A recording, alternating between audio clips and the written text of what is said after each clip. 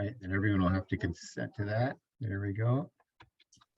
All right, now I'm going to hand it over to my colleague, Alan, who's going to talk about the role of the Washington Alliance for Quality Recovery Residences. It is so good to be with you all. Thanks, Melina, and thanks, Brianna. So good to be with both of you again. It's those of you who have good colleagues and good friends to work with know the value of that, and it's just fun to be here with these two today, and with all of you, some of whom we've met, and others, most of you not. And so, but I want to just briefly talk about, Bree has talked about Walker and a few times, and I just want to briefly talk about what we do as an organization as maybe a broader context to just get a sense of who's bringing you this information today. And we'll get into some of what we do later on, especially if we talk about our certification accreditation process. But just to give you just some background on us, the first thing we do, really the reason why we were formed in 2017 was to provide accreditation. And by that we mean, there's so many, we're going to talk a lot about kind of the wide variety of homes out there that call themselves recovery residences or recovery houses, recovery homes. What we found is, regardless of the shape, size of those, there are some things that are really important in all of them. How residents are treated, that they're operated with integrity, that financially that they're sound and that they're not sketchy, that they comply with federal, state, and local laws. All those kinds of things are really important, regardless of the size and shape of the home. There's some fundamental kind of pieces. And what we found going into this project, 5 or 6 years ago was, boy, the landscape, it's a little bit of the wild, wild west out there. And some folks, maybe because they didn't know better, or maybe because the profit motive was too exaggerated for them, were potentially doing harm to the folks that they were hoping to serve, and kind of in the name of recovery housing. And we really felt like, boy, we need not have that happen. We can create a network, we can create a foundation whereby we can help people really kind of up their game, or if someone really is in this business for the wrong reason, frankly, we don't want them in the business anymore. We need there to be a standard, and we want that standard to be one that is based in really good research and based in good practice across the country. And we also wanted the standard to mean something here in Washington. And so over time, even as young as an organization we've only been accrediting for 3 or 4 years now. But as we accredit recovery homes, what we're finding is more and more appreciation by municipalities and by the state and other organizations who are looking to that accreditation to say, wow, this is a home that's been reviewed by a third party that understands recovery housing. And so we are willing to place somebody there, or we're willing to fund somebody stay there because we know that it's a quality residence. And so our hope, our not so secret ambition, is that most homes of quality in Washington will become accredited, so that if for no other reason, we as fellow operators can refer people with confidence. And as those of you who are in this world know, both in the SUD field in general, as well as in the recovery housing field, being able to refer somebody confidently to a place is golden. If we lack the ability to kind of know where we're referring somebody, well, I know there's a place down in Clark County that I've heard about, and maybe you should try there.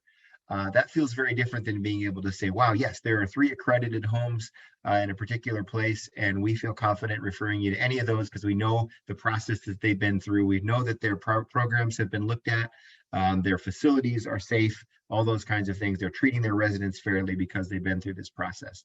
So accreditation is really one of the main things that brought us together as a group of operators and other stakeholders to form Walker back in 2017. And so that was a primary driver. The second thing we realized that we didn't have in Washington was a support network, a group of again, other people doing the same thing that we're doing, that we could call and say, wow, how do you deal with it when a resident approaches you with such and such, or what do you do, or what's your policy on people returning to use when they're in your house, or how do you deal with angry residents, or is this something that you would ask someone to leave for, or the list goes on and on and on. But it has been fantastic, and even supervising staff. There's so much to learn about how to do that. And because our network is growing, there is a growing number of really wise people who we can call and say, hey, how do you handle this? And the larger the network gets, the more people there are on that call list. And for those of us who really use that regularly, it has been just a fantastic thing. So support and networking we do for one another. And also now that we have some infrastructure in the organization, there's someone who we can go to centrally and say, could you research this question for us? And then finally, kind of getting into that what we're doing today actually is Walker provides professional development and training for folks of all stripes. So both people who aren't in our field exactly, maybe like many of you who just kind of want to know more about what recovery housing is. We want to kind of expose you to our field of work and make sure you understand what we do and what we don't do and what we're about and what drives us. But then maybe as importantly or more importantly, for people who are in this work, we want to be sure that they have access to the best possible up-to-date information, both about what's going on in the legal landscape, as well as just best practices out there in the field, and what's going on around Washington and certainly around the country. So we have a wide variety of professional development opportunities out there. We do at least a monthly webinar, something like this, where we dive into really specific topics every month. You can find that on our website. And so it's just a great way to kind of learn about our field little by little, especially if you're new to the arena and you're just wanting to know how we handle things, or how things are handled. And by the way, there aren't rock solid answers in every category that say you need to do this every time. In fact, we really pride ourselves in having a variety of approaches to recovery housing in our tent. It's a big tent. But as I said, when I talked about accreditation, some things really matter about how we treat residents and that we provide safe environments, etc. Those things are non-negotiable no matter what, but within that, there's plenty of variety in the folks who are out there doing this work and kind of what those homes look like. And we feel like that's a real strength, so that when a person's looking for a specific kind of thing, the more variety we have, the more options we have for them, the better. So that's a little bit about Walker. I'm going to turn it back over to Milena to talk about what is recovery housing. What do we mean when we say recovery residence or recovery home or recovery housing? All right. Thank you, Alan. I began my journey in learning about recovery housing 3 years ago when I joined the Fletcher Group, because I got a Health Research and Services Administration grant, a HRSA grant, to increase the quality and capacity of recovery housing across rural communities in the United States. In partnership with NARR, the National Alliance for Recovery Residences, we do this work, and it's to that end that I was introduced to Alan and joined the great efforts in Washington. We are pleased to live in Washington because Washington is a leader in this conversation, in terms of both legislation and state agency involvement in developing our network of recovery housing. And so I'm really grateful for the efforts that the state has done. Recovery housing has historically been a cottage industry. I've worked in the behavioral health services world for over 2 decades. And it wasn't until this deep dive and my connection with Alan and Walker that I really began to understand and solidify, what recovery housing is. The other thing that I'd say is that research has advanced, and we are seeing more research conducted around recovery housing, and that research overwhelmingly shows that recovery housing is responsible for a large number of individuals achieving recovery and sustaining recovery. We know that if you can make it past the 1-year mark, your likelihood of sustaining recovery is significantly higher than if you don't make that 1-year mark. And what we see in that research is that the social support and that the recovery homes and that stable and safe community is what is driving people to maintain that recovery. So I'm going to go over the SAMHSA definition around recovery housing, and then maybe give a little bit of an overview of what that looks like nationally. So recovery homes are considered a safe, healthy, and family-like substance-free living environment that supports an individual in recovering from addiction. While recovery residences vary widely in structure, all are centered on social support and peer models, connection to services that promote long-term recovery. Recovery housing benefits individuals in recovery by reinforcing that substance-free lifestyle and providing direct connections to other peers in the community, mutual support, and recovery support services. Substance-free does not prohibit prescribed medications taken as directed by a licensed prescriber, such as pharmacotherapies specifically approved by the Food and Drug Administration for the treatment of opioid use disorder, as well as other medications with FDA-approved indications for treatment of co-occurring disorder. SAMHSA very deliberately includes that definition around medications for opioid use disorder and medication-assisted treatment, because it is seen as a critical component in the recovery of some individuals. Later in this agenda, we'll talk about the intersection between the medical and social model and how that plays out. And Alan will also talk about all of the levels of recovery housing and what clinical and social services are in each. You know, one of the key things of recovery housing is that it is abstinence focused, but that doesn't mean that individuals don't have recurrences. And a lot of the work that we do, and, you know, we may also talk about that in the afternoon, is supporting organizations and developing those policies that support people in addressing, you know, the challenges that come in their way. Those are all teachable moments. They're all learning opportunities. Nationally, recovery homes kind of look very different. There are smaller homes, right, that have, you know, 8 to 15 individuals. And there are larger operations that are often connected to, like, Department of Corrections, for example, that offer a hybrid of some of those clinical and social services. Recovery home is a transitional setting. Typically residents stay for up to 24 months because of the nature of the service and the need for that supported community. But we also work along the housing continuum, that if somebody has a recurrence and recovery housing isn't the right setting for them, we may refer them somewhere else where they may receive some additional supports. Or if they don't choose abstinence as their lifestyle, there are also other settings. We don't, you know, promote one or the other more. It's really about each individual's unique recovery path and what environment supports that path and allows them to be successful. We're in this work to empower people and make sure that they have the right resources to succeed. So that's a bit about recovery housing and the definition.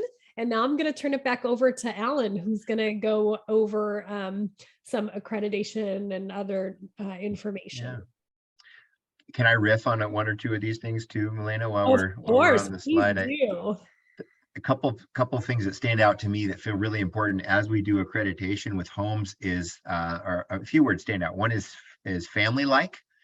Just when we walk, you kind of know when you're in a home versus an institution. And so we really strive to, regardless of the size and shape of the home, that it feel like a home. So I've been in settings that house 40 to 50 people that feel like a home, because they've worked really hard to make sure that that there are pictures on the wall, that there are, that even the fixtures and the furniture and all those things feel home-like, as opposed to, looking like an airport waiting room or something, like it could, or a hospital room or whatever. And so that feels super important. And as Milena said so well, the words substance-free lifestyle is really important to this kind of piece of the pie of the housing continuum.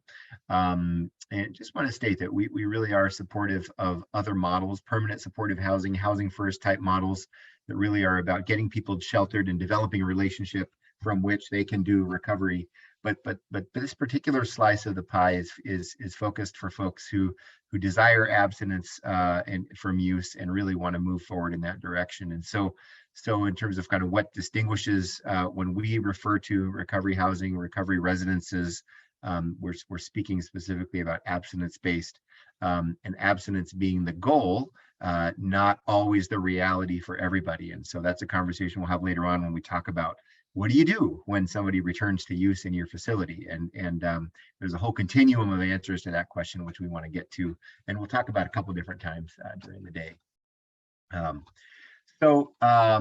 want to just talk about, because recovery housing was kind of born into kind of a legal framework that's worth just talking about. And so if you find yourself, let's say you're hypothetically a person who wants to open a recovery residence, and you go into a town, and that town or someone in the neighborhood of that town says, hey, I don't want to have anything to do with you. You're housing bad people. We've heard it all. I don't want those kind of people in my neighborhood, etc. What's the legal basis for being able to say, actually, we have the right to be here, and developing a relationship based on what's legal, not just what people want. And so I want to just briefly talk about this. The first one, probably the most important for our conversation, is the Fair Housing Act. And the Fair Housing Act has a lot to say about how people with disabilities are treated, and that they oughtn't to be treated differently than other folks. The Rehabilitation Act, and that has a lot to do with if an organization or home is directly federally funded, that one would kick in, and then the ADA will kick in if there are, it'll fit into certain facilities, depending on the kind of care, the level of care that's being offered. And there might be some protections offered by the ADA that also apply to people with disabilities who are trying to live productive lives. So I want to talk a little bit about the Fair Housing Act. This is the protection that we live under, those of us who operate recovery housing. And people are not allowed, and municipalities, others are not allowed to discriminate based on these things. Landlords aren't allowed to discriminate based on these things. And disability, of course, is the one on which we hang our hat for these conversations. But somebody who is in recovery from a substance use disorder is considered to be in recovery from and working through their disability. One sort of outworking of the law is that if someone is actively using, they actually don't have the protection of the Federal Fair Housing Act. So that's not our interpretation. That's the way it's been interpreted over time. So in other words, you couldn't run a house of people who are using drugs and be protected by the Fair Housing Act, or at least under this provision. So if people were discriminating for other reasons, other sort of facets of this list, then they might enjoy that protection. But so just to get really specific here, if somebody were to allow the use of cannabis products in their homes, specifically THC, because that is still illegal federally, the protections of the Fair Housing Act would go away for that particular residence, and so they wouldn't enjoy that same protection. So there's a can of worms there that's worth that is becoming more and more relevant as we talk about how marijuana and cannabis products fit into our continuum, and how they're more and more accepted in this across the state. Outside of our context, it absolutely affects these sorts of things. So Fair Housing Act. It also just to be fair, I need to do something on my screen so I can read better here, but individuals with disabilities may not be excluded from or denied equal benefits of housing opportunities offered by private entities or local, state, or federal government. So groups of people in recovery that are living together in order to support each other can't be treated different than a single family. So this is why if a fire marshal in a municipality says, well, in your recovery home, because you're dealing with people who are vulnerable, you need to have a sprinkler system, the Fair Housing Act says, no, if you don't require a family to have a sprinkler system, you can't require this group of people to have a sprinkler system, which is really important because a sprinkler system would put most of us out of business or out of the ability to offer somebody housing, because it's $25,000 to $50,000 to $75,000 depending on the size of the home that you're talking about. So these protections become really important on the ground for folks.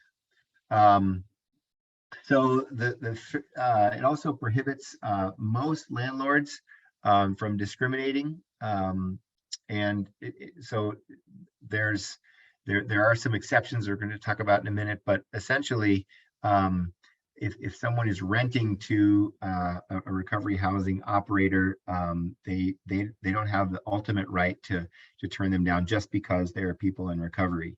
And this is one that because we want to have good relationships with our landlords, we want to tread lightly on. But I think the main point of this section is that municipalities have real limitations on what they can do, and landlords have real limitations on what they can do. And mainly, we really bring this up when we're working with cities and towns who want to have an exorbitant amount of control over where homes are sited or how many people can live in homes. And they would use safety codes and that kind of thing in order to justify those things. And our short response is, if you wouldn't apply this to a single family, you can't apply it to a recovery residence. They don't require landlords to rent to just anyone. In other words, that landlords do have some rights. And so those of you who are renting out to folks in recovery, some things still apply.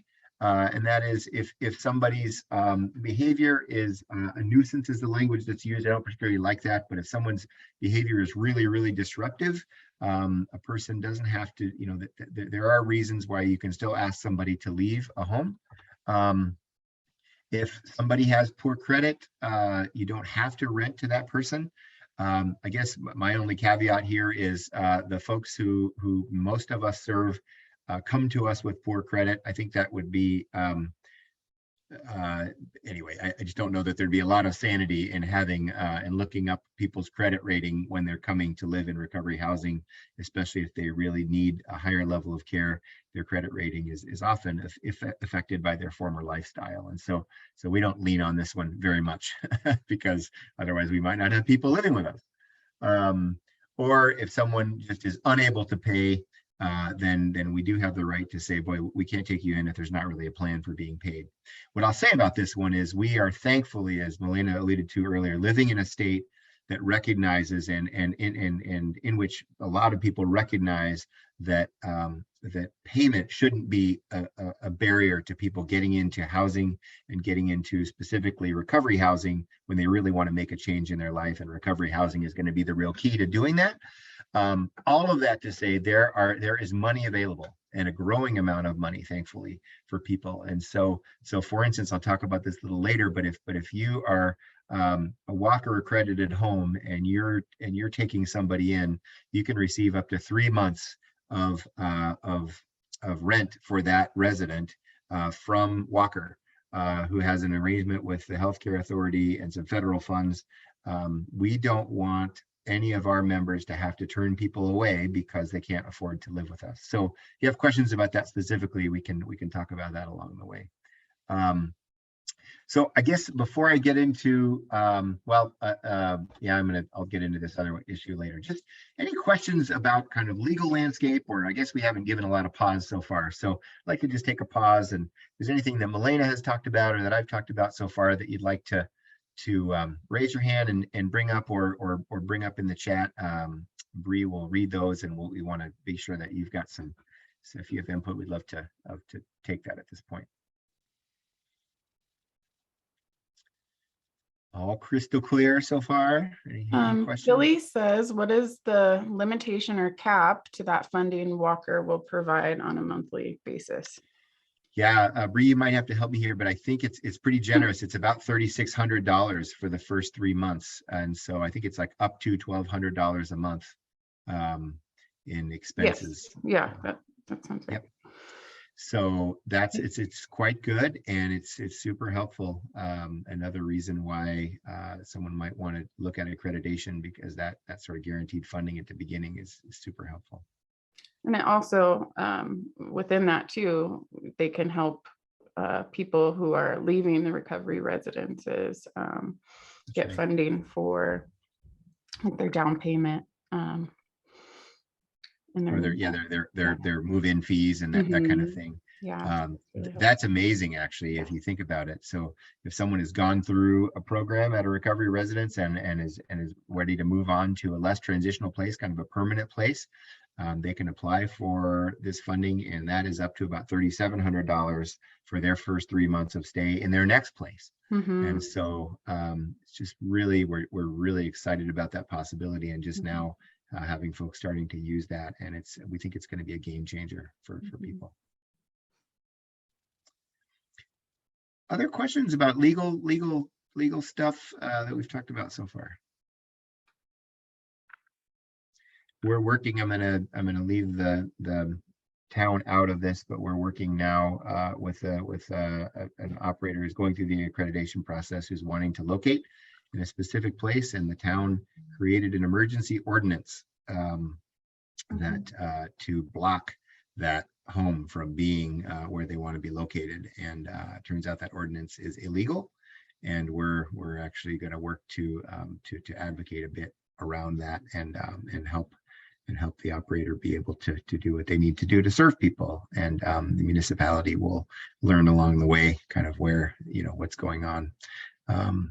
And hopefully we can, along the way, as importantly as sort of standing up for what's legal, be able to help build some good relationships in the community, so that there can be more of a welcome there for people who really need the support. So.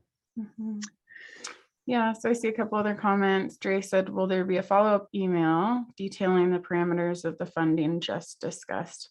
So when someone becomes Walker accredited, we do release that information and give them kind of the whole backdrop of it. And we created a little training video that basically another webinar that sort of walks them through exactly how to have access to that. So. Yep. All right. Anything else, Bree, before we move on? Alan, there's one more question. Do homes have to be transitional? My program does permanent supportive housing for folks experiencing homelessness. We tend to allow people to stay indefinitely. So the answer is no, they certainly don't have to be transitional. I'll give one caveat to that. And there's probably more, but one source of help for housing that is only limited to transitional housing would be a property tax break. So there is a category in the property tax law that allows for transitional homes to receive that funding, but there's a 2-year cap on that definition. So if you're allowing folks to stay for longer than 2 years, then in Washington State, your home would not be eligible for a property tax break. But otherwise, there's no requirement. So Oxford House, for instance, has no cap on how long people can live in their homes, and there are people who live there for years and succeed well by just having that level of structure and support backing them up. So. Yeah, and Alan, I would add to that too. We hope that all people who graduate from recovery housing who need permanent supportive housing can access those settings. So when people leave recovery housing, they're sometimes exiting to permanent supportive spaces because they need kind of those ongoing services to maintain that stability. The permanent supportive is usually single resident units, or they're exiting to affordable housing because that's the pathway that is appropriate for them. So that is our hope, actually, is that all folks kind of graduate into those permanent supportive settings. And we'd love to see permanent supportive settings that are, recovery focused around substance use. And, I know there's a lot of them around mental health. It's not as common when it's focused around substance use. Yeah. And then a lot of folks, of course, desire to move to their own space and just out in the community. And there's a lot of that happens as well. And then with Oxford as well, right? So some folks leave a higher level home where they're receiving those supported services, and they may live in an Oxford home because that's, what they've chosen to do. And so I know there's a lot of folks that live in Oxford homes beyond the transitional timeframes. That's right. All right. Anything else? Otherwise, we'll keep moving forward here. Not seeing anything. I just skipped a slide, and I did it for a reason. There's an RCW that talks specifically about return to use policy and what happens in a particular kind of facility around return to use. I'm going to cover that in the afternoon. So it doesn't quite fit here. So if I don't, please remind me, but it's in my notes to come back and talk about that. So we're gonna have a special section on return to use policy. So we'll get there. So when the National Alliance for Recovery Residences about 10, 11 years ago was forming, there were a number of organizations like Walker. We weren't a part of that. We didn't exist yet, but there were a number of states who had organizations like ours who were already certifying or accrediting recovery homes. And there were all over the country, all kinds of names for recovery homes, and people kind of had different ideas of what they were. There were Oxford houses, of course. There were also places that were called halfway houses or three-quarter houses, therapeutic communities, sober homes, a lot of different names for homes that had different characteristics, but that fit under this larger category of what we are now calling recovery residences or recovery homes. And so NARR tried to figure out, well, how do we, is there something besides us being all under one big tent? Is there some way to kind of distinguish some kinds of housing from others that made sense? So if we're going to have standards for all of these homes and say, hey, if you're a recovery home, you need to be able to do this or meet this particular standard. Since they don't all look alike, should those standards vary somehow from home to home, depending on maybe the shape or the size of the services offered and so on? And what they came up with was, well, the best way to describe those differences is level of care. So I want to spend some time here talking about some definitions of levels of care and talk about different kind of types of homes and how they fit into there. So hopefully by the time we're done with this discussion, if you're new to the field, you can have a sense of, okay, that's where such and such a place that I'm familiar with fits in the continuum. And so as NARR was forming, they had to kind of figure this out. And there's still conversations around what these definitions mean, but essentially there are 4 levels of care. And there are a variety of kind of ways to talk about them, and we're gonna kind of parse those out a little bit here. But essentially, I want to start off by talking about staffing. So this is a primary one. If you look at, okay, who's kind of running the home, and so if you look at level 1, it's typically Oxford House. And by the way, the numbers don't mean anything about superiority or one being better than the other. 1 isn't better than 4, and 4 isn't better than 1. And level 1 homes aren't necessarily trying to become level 2 homes, and level 2 homes aren't trying to become level 3 homes. So it's not about graduating to, this isn't about a level of quality, it's just about a level of care. So that just feels important to say that one isn't better than the other. A big blanket statement is that we need more of all levels, and we are short on every level. In almost every community I can think of, they could use more homes and more kinds of housing at all of these levels of care. So there's no competition here about one being better than the other. So all that said, Oxford House is what we call a level 1 level of care. And in Oxford House, Oxford, and most of you know this already, but Oxford houses are peer run. That means that there is kind of a democratic way of doing things in Oxford. Oxford residents themselves decide who is let into an Oxford house, and they decide if and when a person has to leave the house. There's a democratic process for deciding that. They decide when someone's not doing their chore, what needs to happen. Their model is based on a charter. It's an international charter that is that they must follow in order to continue to call themselves an Oxford House. And there are staff across Washington State. Washington State is the richest state in the country in terms of their support, our support for Oxford House. And so there are a number of folks who work for Oxford House who are their outreach folks. At last count, I want to say 13 or 14 of them, whose job it is to just support these residents as they do this. And in Washington State, there are approximately between 345 and 350 Oxford houses. So they're a large organization in our state, and well supported, and for really good reason. And we'll talk about why someone might want to be in a level 1 house as opposed to a level 2, 3, or 4 house later on. But essentially, if we're talking about staffing, the residents are the ones really running the place on the ground with a little bit of external support from those Oxford staff folks. The next section we might call sober living homes. And in Washington, this is a very broad category. There would be a number of things that happen in level 2 homes, wide variety. So sober homes would be operated by somebody who either owns the house or owns the organization who's providing the service. And that entity or person, they're the ones coming up with the rules of the house.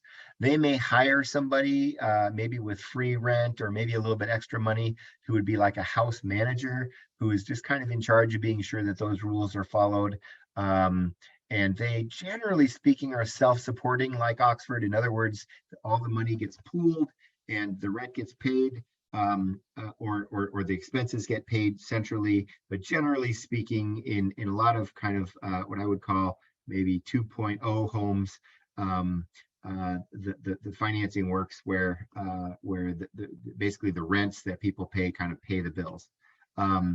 There's what I would call kind of a higher level of care in Washington within level 2 that looks a lot more like what might be called level 3 homes in other states, where there are some life skills components and others. So these may very well be staffed. So we might call a lower level of care, level 2, a little bit higher level of care where there's some staffing that's providing what we would call case management light. We would, and maybe some transportation, some life skills, some budgeting, some conflict resolution work, all those kinds of things. In a lot of faith-based homes would have spiritual care that fit under that category. So there might be clergy or other folks who are there just doing work with residents on the ground in the homes. A lot of level 2 homes, or some of them, have offices in the home where staff work during the day. But generally speaking, level 3 homes wouldn't, or level 2 homes would not have someone, a staff member, professional staff member living there overnight. It would be someone like the house manager. So that's kind of the way staffing works. Level 2 is a pretty broad category here. Level 3 in Washington State is very specific. There are only 10 to a dozen level 3 homes in Washington. These are licensed by the Department of Health. And they are called, formally in Washington, they're called recovery houses. So when you hear the formal designation of recovery house in Washington, if someone's using that language explicitly, that has a very specific meaning. And we would call it, for the rest of us, we would call it a lower level treatment center. So there's clinical services that happen there, professional services. It looks like inpatient treatment. But still like a home-like kind of environment. So you would hear language, they might be called lodges or those kinds of things. And so those of you who work in the field would recognize the names of a number of those homes. And you would think, oh, that's a treatment center. And that's because largely they do some of the things that treatment centers do, but they don't offer as full a slate of services and supervision and structure as a level 4 home does. But they would be staffed, and there would be clinical folks, if not sort of on site, they'd be very close by offering services. Level 4 homes then almost always in our setting would be what we would call inpatient treatment services. Again, licensed by the Department of Health in Washington. They offer full-on treatment services, and they are in other states they're also licensed. So level 4 is the highest level of care. They dispense medication. They do often mental health services. SUDPs are working there. So staffing wise, that's kind of where they sit. So any questions about that staffing? I want to talk about a couple other dynamics that sort of separate out the levels from each other. But anything about staffing that's kind of got your curiosity? Right. Bree has my permission to interrupt anytime if you come up with something that or you raise your hand or whatever, you can let me know. So the other one is just about service. And so what services are provided? Well, all of them, of course, provide housing. All of them have beds. We refer to recovery housing beds because everyone provides that. So also, we really believe in order to be called a recovery residence, they need to have some social model components or be based on the social model. Obviously, if you look at an Oxford house, it is almost exclusively social model. And the closer you get, the higher you get in terms of levels of care, there are more and more kind of structured components. Residents have somewhat less say in kind of what happens day in and day out. But because they're choosing to be in that facility for a period of time, usually a limited period of time, they're choosing that structure, but there's still some sense that maybe there's a resident council, or there's some other, or if there's some big brother, big sister kinds of programs, where there's still some social model, a lot of good peer things happening, meetings happening on site. All of that is social model kind of stuff. But as soon as you start into the middle of level 2, level 3, and level 4, then you start to get some structured support. So this is where those life skills and so on that I'm talking about start to come into play. Other kinds of support that become really essential for people who need a higher level of care. And that's, again, more life skills. But you're going to see more policies around curfew and those kinds of things that are, again, supports and structures that help keep people safe. And while they need that accountability, especially in early recovery, those things are really helpful. We call them affectionately lane bumpers, right? Like when you're bowling and you're a kid, you need some lane bumpers to kind of help you keep the ball in the center of the lane to maybe hit some pins down toward the end. Those structures are in place for that. And then obviously when we get into high level 3 and level 4, those are clinical services, and those are available via people who are licensed professionals. And then one sort of add-on here would be, let's say an outpatient treatment center says, hey, we see better results from our residents who have secure, safe, sober housing. And so we're going to create our own housing environment that is attached to our outpatient facility.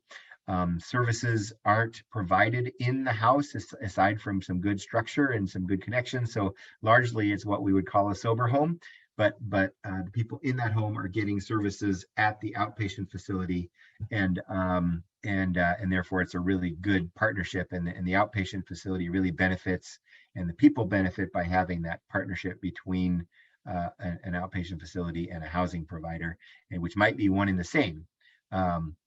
And there's some legal things that they have to be careful of in that arrangement, but that's a model that's alive and well here in Washington, and a number of those kind of facilities exist. So the next, I'm going to go back and show you the 4 levels again, but if there was capacity at all levels, in other words, if we really could, if we had spaces at all of them, then how would we decide where somebody would be a best fit? And this is really important. This is why defining those levels of care is really important. And I want to talk about sort of the challenges that we face, those of us who are really in touch with the level of care that we offer. The challenges that we face because of a lack of capacity are great, and we'll talk about that in a minute too. But I just want to go back then and kind of look at our diagram and put on these sort of other lens. So if a person has a lot of recovery capital, and recovery capital is a terminology we're using more and more. It just has to do with the internal and external resources that a person has available to them to do recovery. So someone who has been in recovery for a while might know the meetings to go to in town. They might know who to call. They might have a group of people who know them and who are open to them and who are willing to help them at the drop of a hat. They might have medical providers lined up. They would have maybe outpatient treatment. They know where to go to get that. The list goes on, but recovery capital is all those kind of resources that over time, the longer you're in recovery and really working at it, the more of those things that you build up. So if somebody has, let's say, a lapse instead of a relapse, so maybe they just returned to use for a brief period of time, but all that infrastructure is still in place for them, they may do fine at an Oxford house. Maybe they had to do a little bit of time incarcerated or in maybe they go to treatment for a bit, but all that infrastructure is in place. They have recovery capital. They may be fine to go to an Oxford type house or lower level of care because they don't need help finding all of that. They know where it is in the community and they're ready to go. So recovery capital, hugely important as a factor in determining whether a person can do it in a lower level of care. Severity of the disorder or complexity of it. And so the more issues a person has, if they have co-occurring disorders that need, especially at the beginning of a recovery process, some really good close medication management, they're going to be probably needing a higher level of care for a while, at least until they get some of that managed. Maybe they're doing medication to assist them with their opiate withdrawal, and they just need to learn how to manage that, and they're learning how to get along with people, because they've never had to do that before in other settings where it's never been a priority for them. But their disorder is at a level of severity and complexity where they could really use that level of care, at least for a time. And if they were show up right at the door at Oxford House, they may not make it there very long, because that support just isn't present.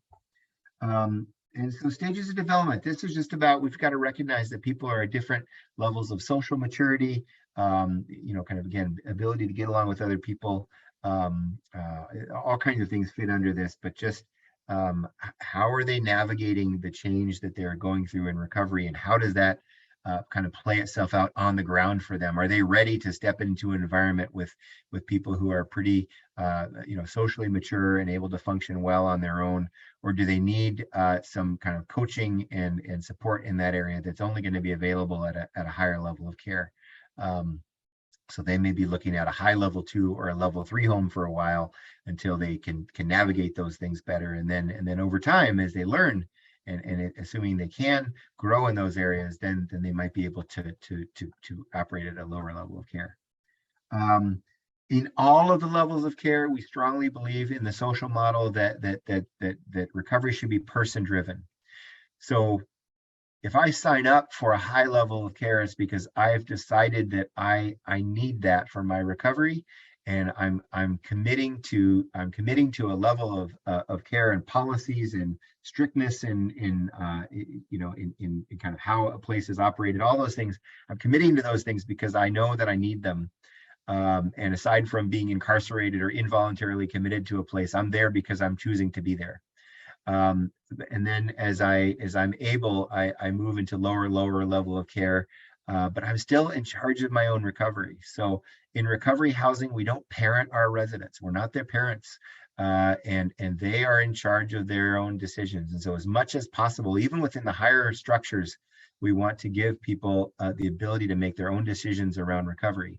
So when you come to a place and it's an abstinence only place, and you've agreed to that policy, then you've agreed to how this particular organization is living out that abstinence-based policy, then it's still your decision to be there. And so you've committed to that, and that is something that you're doing. So if you choose to do something different, you're choosing to leave because you no longer want to be under that restriction, that's okay. But it's your choice. And so we highly value people's ability to drive their own recovery process. And then finally, just the reality that I talked about a while ago is that in all of these areas, we have there's a lack of housing in these areas. And so the challenge for us then is, so if we run, say, in New Earth Recovery, 3 of our homes are high level 2 homes, that we provide case management and support and care, but we don't dispense medications. We don't provide 24/7 staffed coverage. And so, but someone comes to us who needs that, and they are really, they maybe because of behavioral issues, mental health issues, they come to us, and we have a hard decision to make, because we may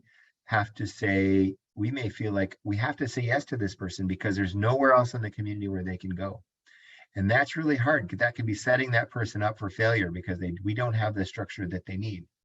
And on the other end of the continuum, they may not need the level of structure that we have, but they put up with our strict policies because there's not anything available in a lower level of care for them in our community. And so until that spot opens up, then it's not the best fit, but it's a fit, and at least there's an environment that allows them to live a substance-free lifestyle, and they're willing to kind of put up with some of the rules that might be a little bit more strict than what they need in order to live there. And so these are harsh decisions that we have to make every day around, well, does this person fit the level of care that we have to offer? And often the answer is, well, not quite, but we're going to take them anyway because there's nowhere else that they can go, and we don't want to see this person lost or to fall between the cracks. All right, that seems like that might provoke some questions. So I want to leave this slide up and just ask if you have any kinds of questions, or those of you who do referrals, wondering what your thoughts are about how this works on the ground. The comment from Jeremy, he said, housing is our #1 challenge. We have many more coming than we can help. Yes, That's right. I've seen that so much. Yeah. So there's just a gap in all of these areas that we need them all. At any level of care, if one of these opened up in our communities, we would be glad. You know.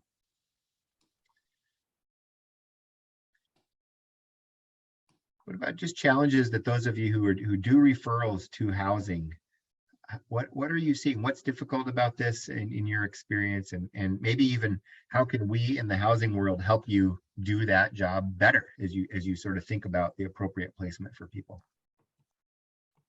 And if it's easier to just say it out loud, you can feel free to raise your hand and Bree will call on you. You can do it that way too.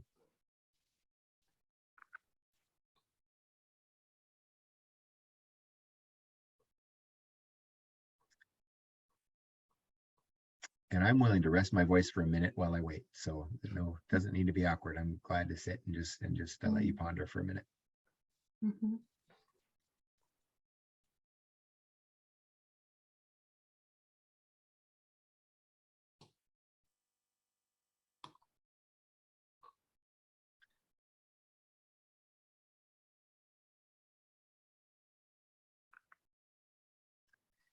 I think, as you can tell, there's just a lot of subjectivity in this. None of these categories that are up on the screen right now are you know, extremely easily discernible. You know, there's certainly assessment tools that can help you if you're in either a clinical setting or a social work setting and you're needing to refer people. Mm-hmm.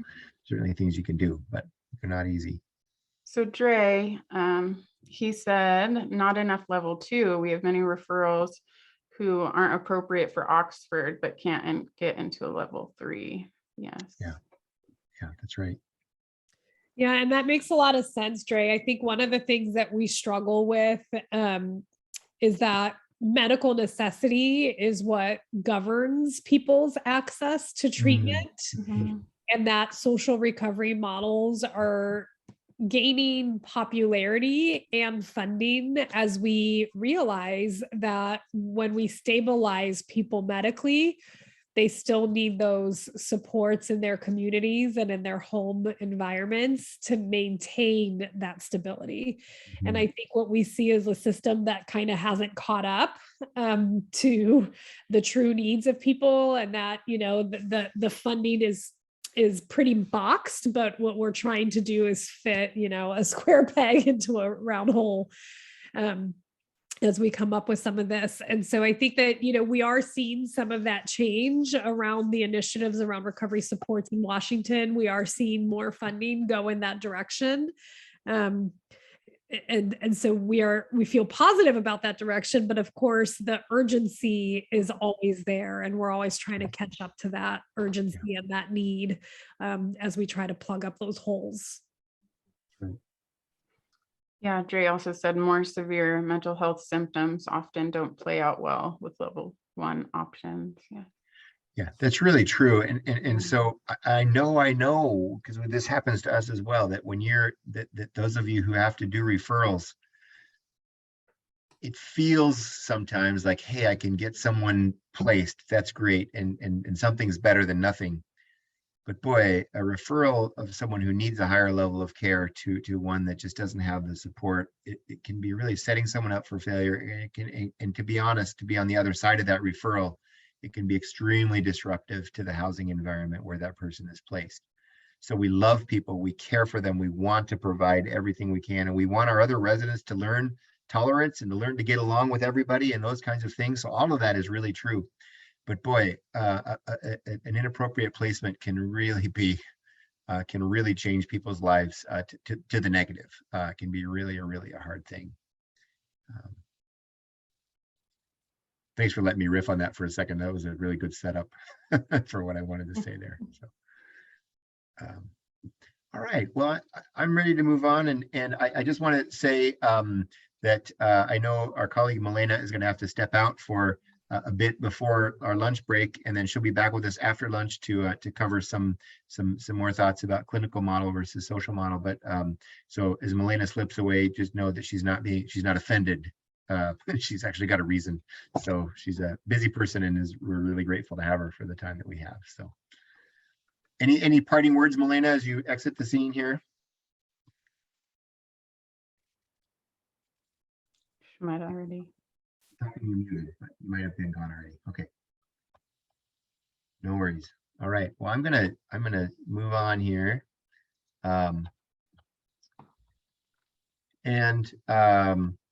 just talk about just one more kind of piece that sort of distinguishes these places, just to kind of drive home how they differ. Length of stay, typically the higher the level of care, the shorter the stay. So you all know that when someone is in inpatient treatment, that typically at most is a 90-day stay. More often than not, it's 28 days. We can get extensions and so on, but generally speaking, the higher level of care, the shorter the stay, and that has everything to do with, of course, money and what it costs. So Oxford being among the least expensive to run, people are able to stay and sustain their lives in level 1 homes for a much longer period of time. Level 2 homes, many of those are nonprofit type settings, and so there's other sources of funding, either grants or vouchers and so on that help. And so someone may be able to sustain for a decent amount of time there, maybe even up to 2 years or beyond. But more often than not, those stays are 9 months to a year, maybe 15 months. And then level 3 is a little bit more like level 4 in Washington, where there's more of an inpatient kind of length of stay. Accountability and supervision. So it goes without saying, there's more accountability and supervision at the higher level of care. Program personalization makes sense that in Oxford House, you're calling a lot more of your own shots in terms of what recovery looks like for you. And there's some basic requirements around sobriety and house participation and paying your rent.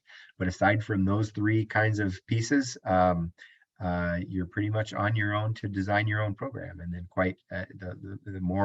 the higher the level of care you have, of course, the less say you have. But again, it's still person-centered. You're still choosing that for yourself because you realize that that is going to be what you need, at least for a time. In all of these settings, we desire for people, we believe that the secret sauce is connection. We desire them to make deeper connections. You all are probably sick of hearing the mantra, but we say it a lot, is that the opposite of addiction is not sobriety, but connection. And so helping people find connections that will sustain their lives beyond their stay with us is just of paramount importance. And so we want people to deepen connections so that network is in place. So when they graduate or move on or move to the lower level of care, a lot of that structure is in place for them so that they're ready to succeed. And the more, generally speaking, and this is true outside of recovery as well, but generally speaking, the more connected we are as people to one another, the healthier our lives are. And the more I read in psychology and beyond our field, the more research is being done that confirms this over and over again. So connection, vitally important in all of these settings. So I think I want to maybe just take, I wonder, Bree, could we take just a 10-minute break just to give people a chance to breathe? We're going to, next we're going to talk about the NARR standard. So Bree, why don't you name the time where we want to see people back? Maybe what, quarter till or quarter after or 20 after, something like that? Yeah, that sounds good. Which do we want to do? I'm not looking at a clock here. Yeah, let's do 20 after. Okay. So yeah, so 20 after, we'll come back and before lunch, we're going to spend the rest of the time. I want to show you what the NARR standards are, which is what does it mean for a place to be accredited specifically, but more importantly, just what does a recovery home look like and what are the kind of things as you're doing referrals and so on that you would want to see in those homes. So we're going to do that and then we'll have lunch. So we'll see you back here in a few minutes.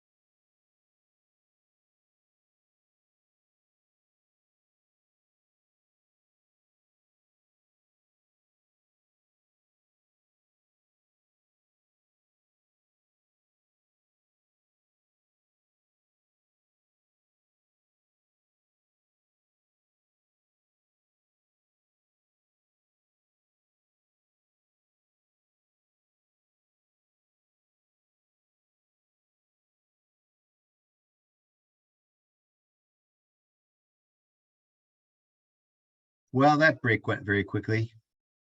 It's good to see you all back. We're going to dive back in here.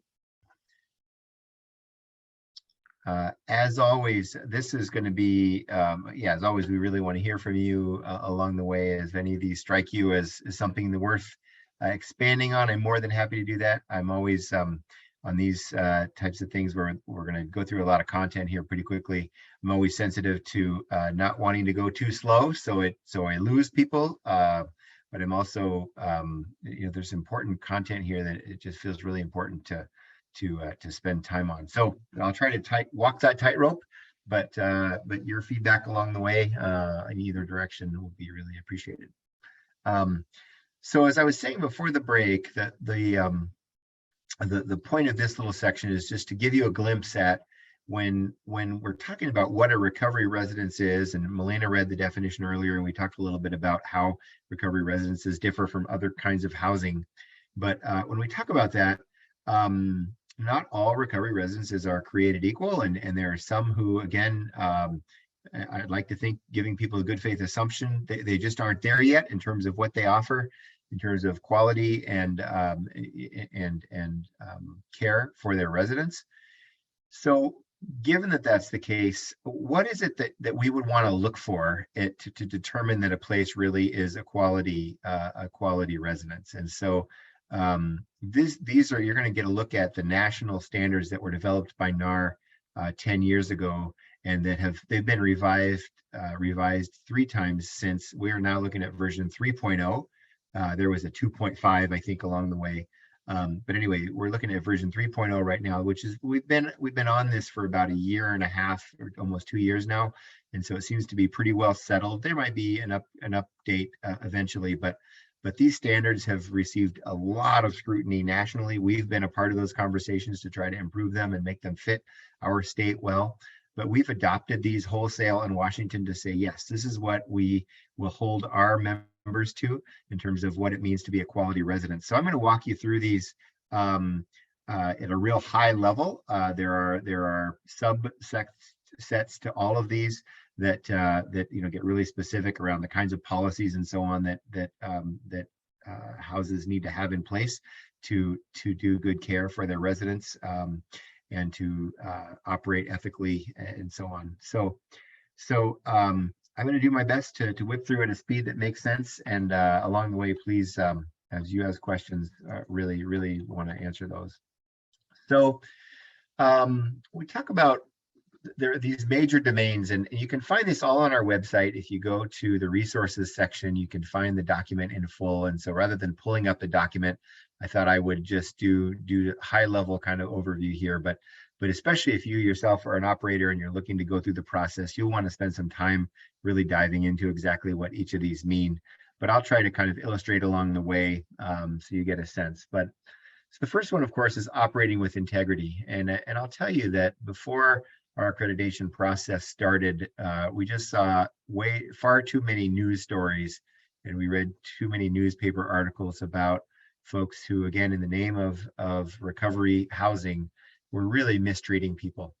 And the folks who we work with are vulnerable, really, by definition, in that they come to us with not a lot of resource, not a lot of connection, and with you know, kind of all levels of sort of desperation in terms of what they bring to the table is really vulnerable. And so that said, then we need to operate our homes with a level of integrity that we deliver what we say we're going to deliver, and that we treat people well. So we're going to ask people, what's your mission? What is it that separates you from other operators, other housing operators, and do you actually live your mission out on the ground? Are you operating within the law? So we want, part of integrity means that you know what the laws are in your community and that you're following those laws, certainly state laws and laws about how people are to be treated. ethically, we have a set of ethics that all of our operators are required to sign, and that has just everything to do with the kind of things that we tell residents and how we treat them and the kind of relationships. Those of you who are in counseling kinds of settings, you know that we have to be really careful about dual relationships and romantic relationships and all kinds of relationship dynamics that could cause problems if those things aren't paid attention to.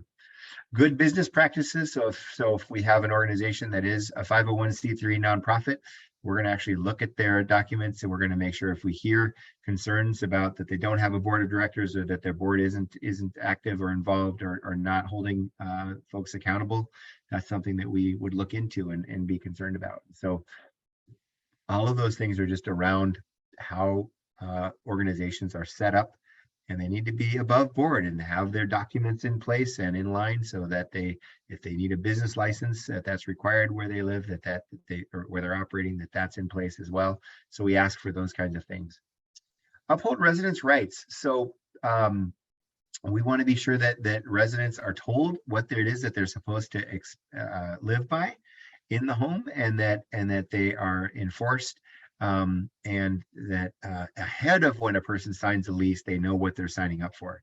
So it's not okay for an operator to say, yeah, come on in, we'll tell you what's going on when you get here. Then they get there and they realize that they have signed a lease that commits them to a whole lot of things that they weren't aware of in terms of their behavior or lifestyle and limitations on their freedoms. So if you sign up for that as a part of your recovery program, well, that makes sense, and you know what you're signing up for. But we can't bait and switch. Residents do have rights, and a lot of those rights are in the landlord-tenant law.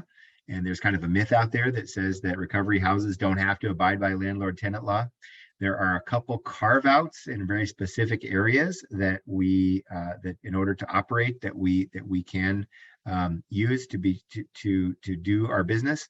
But just because someone is a recovery residence doesn't mean that they're exempt from the law of the land in terms of how tenants are to be treated. And so we'll talk a little bit about those exceptions later, but vitally important that people realize that they don't have a license to do whatever they want, or we don't have a license to do whatever we want. So create a culture of empowerment. So this means, we talked a little bit about this when we talked about resident choice, that residents are in charge of their own recovery. So how is it on the ground?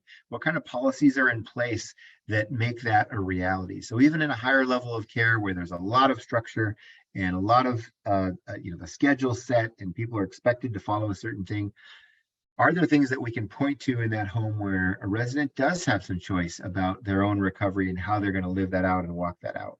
And again, in higher level of care, there might be fewer categories where that is applied, but we still look for those. We still want there to be, despite the strictness of a structure, what kind of decisions is the resident making for themselves, and do they have some say, and are they empowered to take those steps? And that becomes important when a person graduates or moves on from a program. If they kind of go from an extremely structured program to no structure at all, are they prepared to do that? And so what we find in some programs is they can sort of continue to institutionalize a person, or institutionalize them in a way that kind of leaves them ill-equipped to enter regular life. And so we may, if we run across a program like that, we may suggest that they look at putting phases into their program. So maybe phase one absolutely is extremely structured and they need that kind of surrounding to make life work for a while.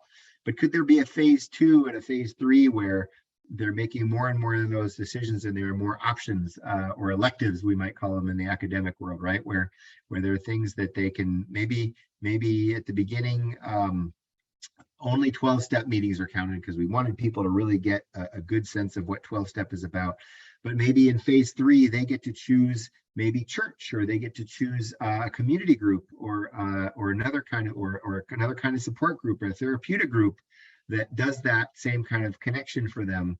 But they're choosing it, and it's something that's bringing life to them in their recovery. And so for them, that's a way to empower them along the way. So there are multiple ways to get there, but we look for ways in which residents are empowered. Develop staff ability to apply the social model. So when we say residents should have a say in their recovery, does staff know how to lead that and how to, instead of just telling residents what to do all the time, this can happen in big and small ways, you know. So staff can instead of deciding who's going to empty the dishwasher on what days and whether the dishwasher gets emptied at night or run at night or in the morning or how often it gets run, you know, there are places where all that stuff is spelled out to the nth degree. And our encouragement is boy, that's something that residents can wrestle with. And not a lot of harm is going to be done if they decide on a model that's different from what the operator might have wanted them to do. Can residents learn some skills in problem solving and group decision making by wrestling with some of that stuff themselves? And is this an environment where that's encouraged? And does staff know how to lead those kinds of discussions if there's staff on the ground? We talked about this before, providing a home-like environment. So furnishings and wall hangings and fixtures and paper towel dispensers and all that kind of stuff kind of play into the look and the feel of the place. Does it feel like home, or does it feel like a hospital or an airport or a doctor's office? Yeah, those are really important. I'll pause there for a second and just see any kind of questions or comments, observations so far in any of the categories we've talked about. You can tell we're trying to make this an interactive experience and would love any thoughts you all have on these.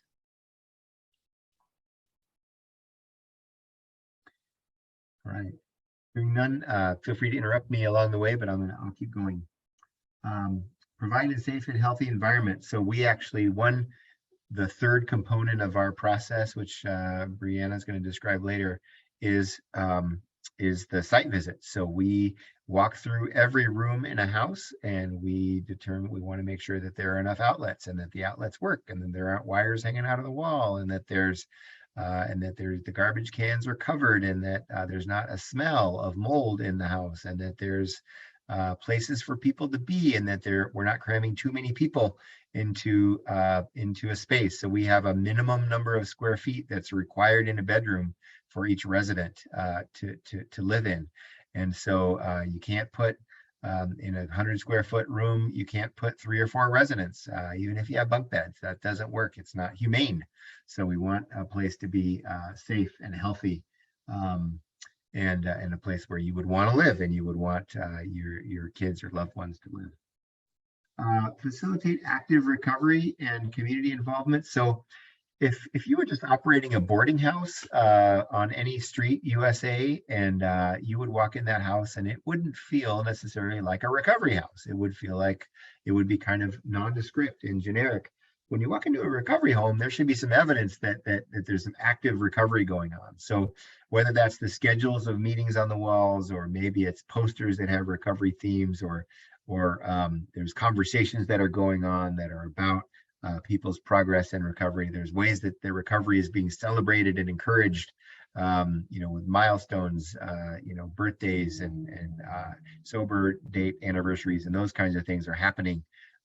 Those are just, that's what happens in a recovery place. So you kind of know it when you see it.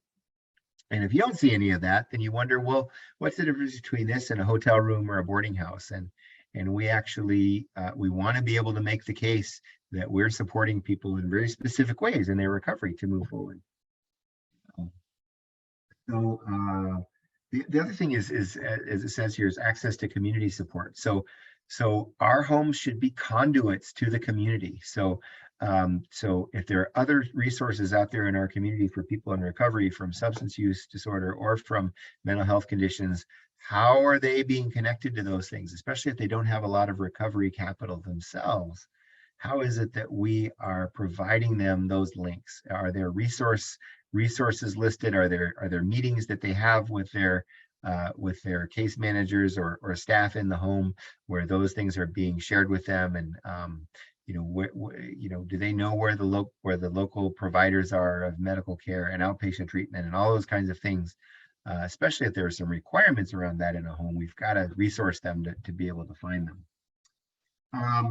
Model pro-social behavior and relationship development skills. So this again gets back to the staffing that's in the home. So some of this peers do with each other, of course, and for each other. And if the environment in the house is set up well and there's a really good, healthy peer connection that's happening, that's great.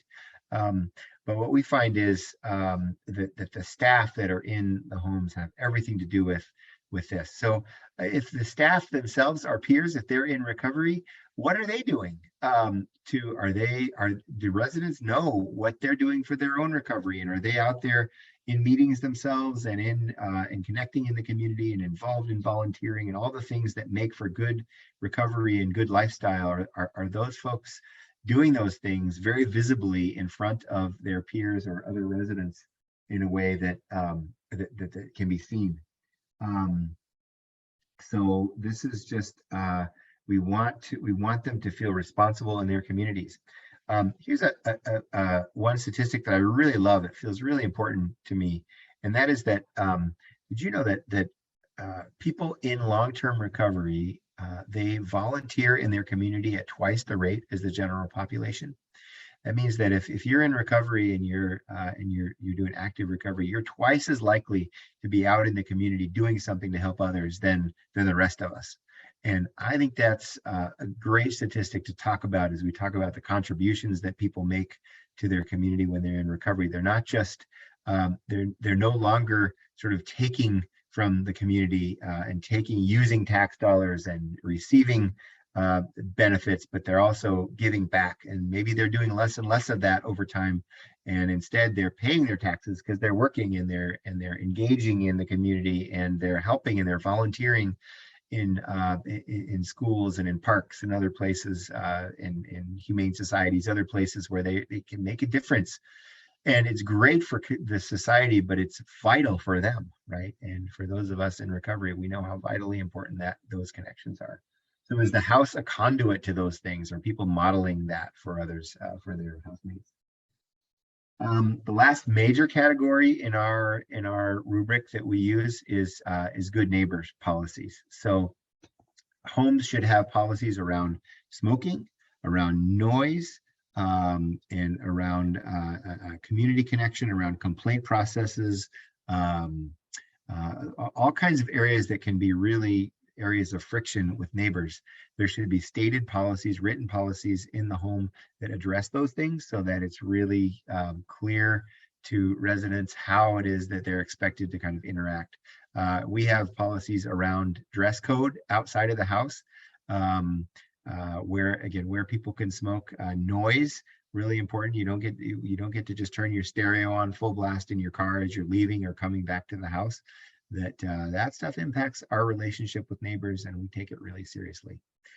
And so all of that needs to be in place, and neighbors need to be able to know how they get a hold of somebody if one of those policies is being violated or there's some other concern that they have. Who do they contact? And can they do that quickly and in a way that makes a difference? And that's really important, because the residents will come and go, but those neighborhood relationships are permanent in a lot of times. And so we want them to be excellent, and we want our neighbors to be really supportive of what we're doing.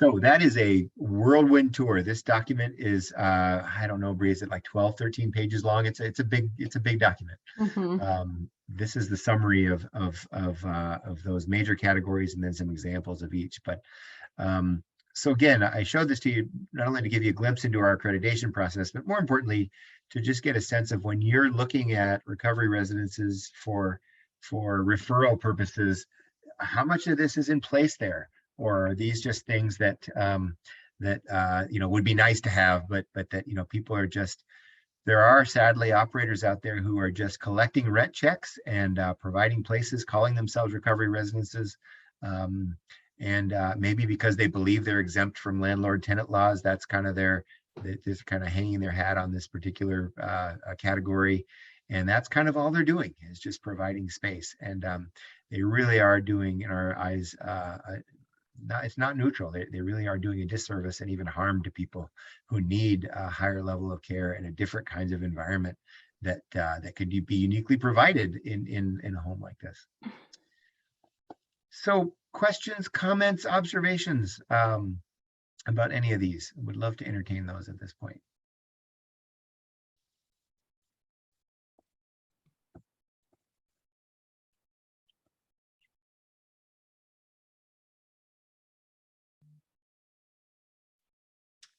Yeah, Madison says we have 26 homes across Kitsap County. At least one sounds like it would be a perfect level 2 home. Just looking forward to hearing more. Great. Yeah, Madison, if you wanted to, I'll type my email in the chat too. You could email me and we could set up a Zoom meeting and just kind of go even more in depth about everything too. And that's a really important point. You got me to think about that, Madison and Bree, is that there are housing operators out there who operate housing that is more broad than just recovery housing. So I didn't mention on here in this slide, but obviously one component of our type of housing is a sobriety requirement. And so there are substances that aren't allowed to be in use on the premises or by current residents. And so you may provide housing for veterans, for instance, or women who are leaving domestic violence situations, and maybe you don't have a sobriety requirement, and so that's great. You wouldn't necessarily qualify then to be an accredited recovery home. However, a lot of the stuff that's on the screen right now hopefully would apply to those places, right? The kind of support, connection to the community, the kind of environment you want to have in the house, all of those things absolutely would apply. So you may or may not be Walker accreditable because you're not offering a guaranteed sober environment. That certainly doesn't apply to all kinds of homes, but a lot of this really does and should apply to group settings where people are receiving support for variety of situations. So I just encourage you to pay attention to this list, even if it doesn't apply to all of your homes. But for ones that have a sobriety requirement, the rest of this is really worth chasing after in order to gain that accreditation and move in that direction. So you're going to cover the landlord tenant laws later, you said, or are you going to do that during this time? Is this where we ask questions on that? Yeah, if you have a question on that, I'm not an expert, but I can do what I can. So if go ahead and ask a specific something and I'll be really honest about whether I've got that information. Well, I'd like you to elaborate particularly on the landlord tenant laws in regards to recovery homes and how those wouldn't apply. Okay, sure. I'll be glad to do that. So the carve out, I'm gonna go back to the slide that I skipped because that's pretty relevant here. And pardon the fast motion here, but this is in RCW, and it applies to a kind of home. Remember earlier I talked about recovery houses. Let's see if I can. Yeah. So this particular law applies to recovery house, but we use it in general as a guide for the rest of us, and it doesn't apply universally. And so we can make the case that, boy, we don't have to apply to abide by it to the letter. But this is the only place in Washington state law that says that an organization or a housing provider can make an exception to the normal eviction process. And so this law talks about how you would go about doing that. So you can remove somebody from a home. I'm using you because that may or may not apply to a lot of you, but if you're an operator and you have a policy that requires people to be sober in the home and to not use substances in order to live there, this law is a pretty good guide. It basically says you've got to give some notice to somebody, give them the opportunity to turn things around, and if they correct, then they stay. If they don't correct, then you've got the ability to remove them at that point in time. And so this is a carve out from the landlord tenant law, meaning that just because you're operating a sober home doesn't mean you've got the blanket right to remove somebody. So I'm going to bring up the elephant in the room, and that is that Oxford House International has a rule that is a 15-minute rule, and that's what we affectionately call it, and that is that you've got 15 minutes if you're using in the house, or you're found to have used, or you're breaking the sobriety policy. You've got to leave the house in 15 minutes. You can come back for your stuff later, and we're going to give you time to pack up, and you got to leave immediately. That particular policy really flies in the face of this carve out, and so in our state, our sense is that if you're following that very strictly, that you might be running, that you're probably running afoul of landlord tenant law. And so what we have encouraged our operators to do, if they don't follow this exactly, because, by the way, because this only applies to recovery house, which is again a specific level 3 category in Washington, this doesn't strictly apply to us, but because it's the only thing that's laid out in the law, it's a guide. And so what we want to do then is to say, okay, we don't have to follow this to the letter, but that doesn't mean we necessarily get to do whatever we want under the law. If someone actually challenged us in court, then we don't have a lot of leg to stand on, except for this particular policy. And maybe we could stand on, 40 years of Oxford tradition, and a lot of those years in Washington state. But the fact is, and we're finding this to be true, that if a police officer comes to a home because they're called to enforce the policy of a residence, that officer more than half of the time is going to say, well, what law are you basing this eviction on? And we're only going to be able to point to our policy. And so in some jurisdictions, if there's a really good relationship and they understand what the operator is trying to do, they may very well escort the person off property and hopefully find them another safe place to be. But in many cases, they'll say, boy, I don't have legal jurisdiction here to remove somebody from housing, even if your policy says that this person can't stay. It's not my job to enforce your policy. So that very well can happen, and has happened in the case of Oxford House several times. And so our encouragement to operators is that the 15-minute rule probably isn't a good place to start. Probably be best to say to really, because if push comes to shove, that could get challenged, and rightfully so. So we encourage people to have a return to use policy that is compassionate towards people, to say, okay, right now it's not safe for the environment in the house for you to be here, so we would like to take you somewhere where it's safe, a sobering center or an emergency room or a detox. We want to set that up for you. We want to hang with you until we know that you're safe and you're in a good place. And then we want to talk immediately about how you can get back in as soon as you're sober and are able to function here in the house safely. So a policy like that, we feel like really is person-centered. It also takes into account the environment and the rest of the house. But a policy that says 15 minutes from now you're on your own, good luck, come back maybe when you're in a better shape, talk to us later.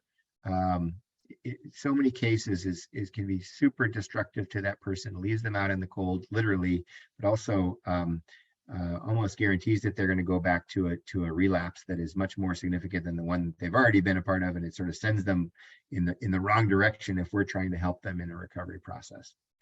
So anyway, that's a long answer to your short question, but that's the primary carve out for recovery homes, is that we do have the right to say that sobriety is a requirement to live here, but generally speaking, there should be some process that folks should follow in order to live out that policy.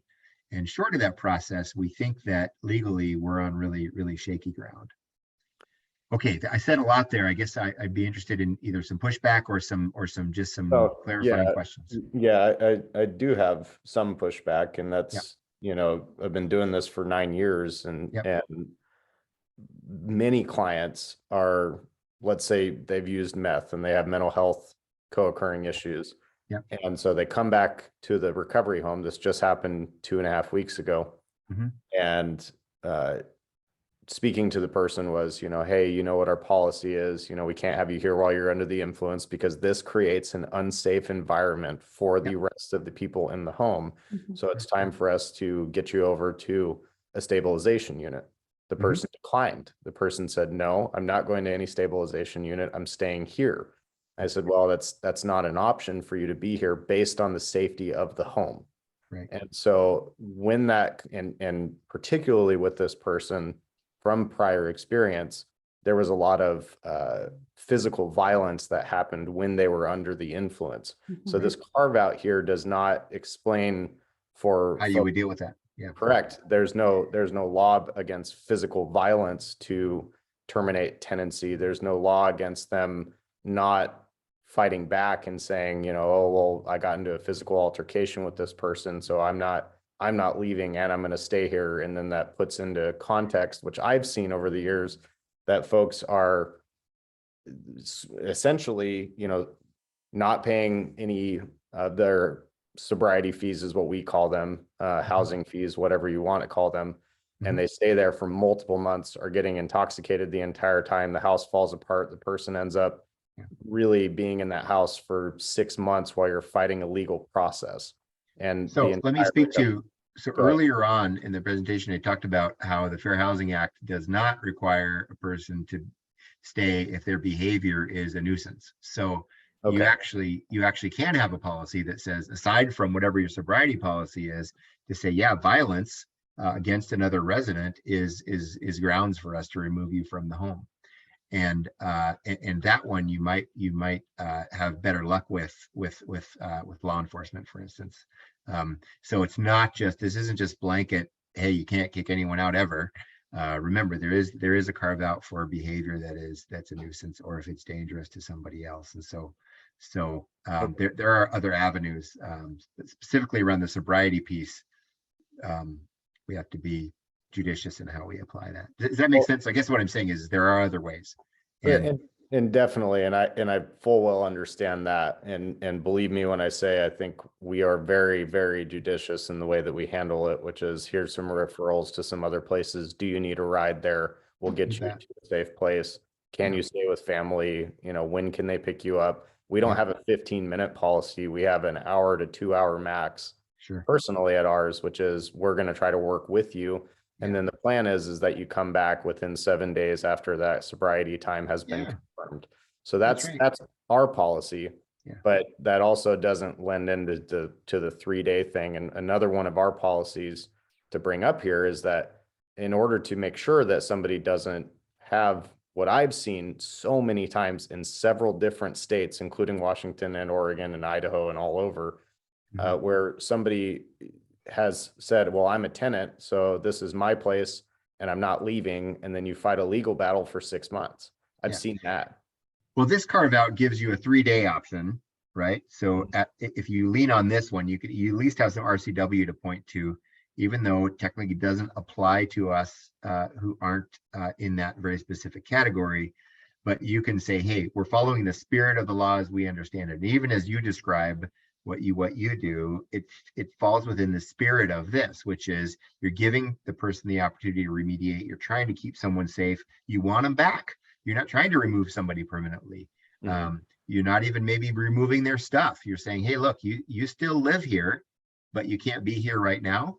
That feels very different from the 15-minute rule that says you and your stuff don't have a place.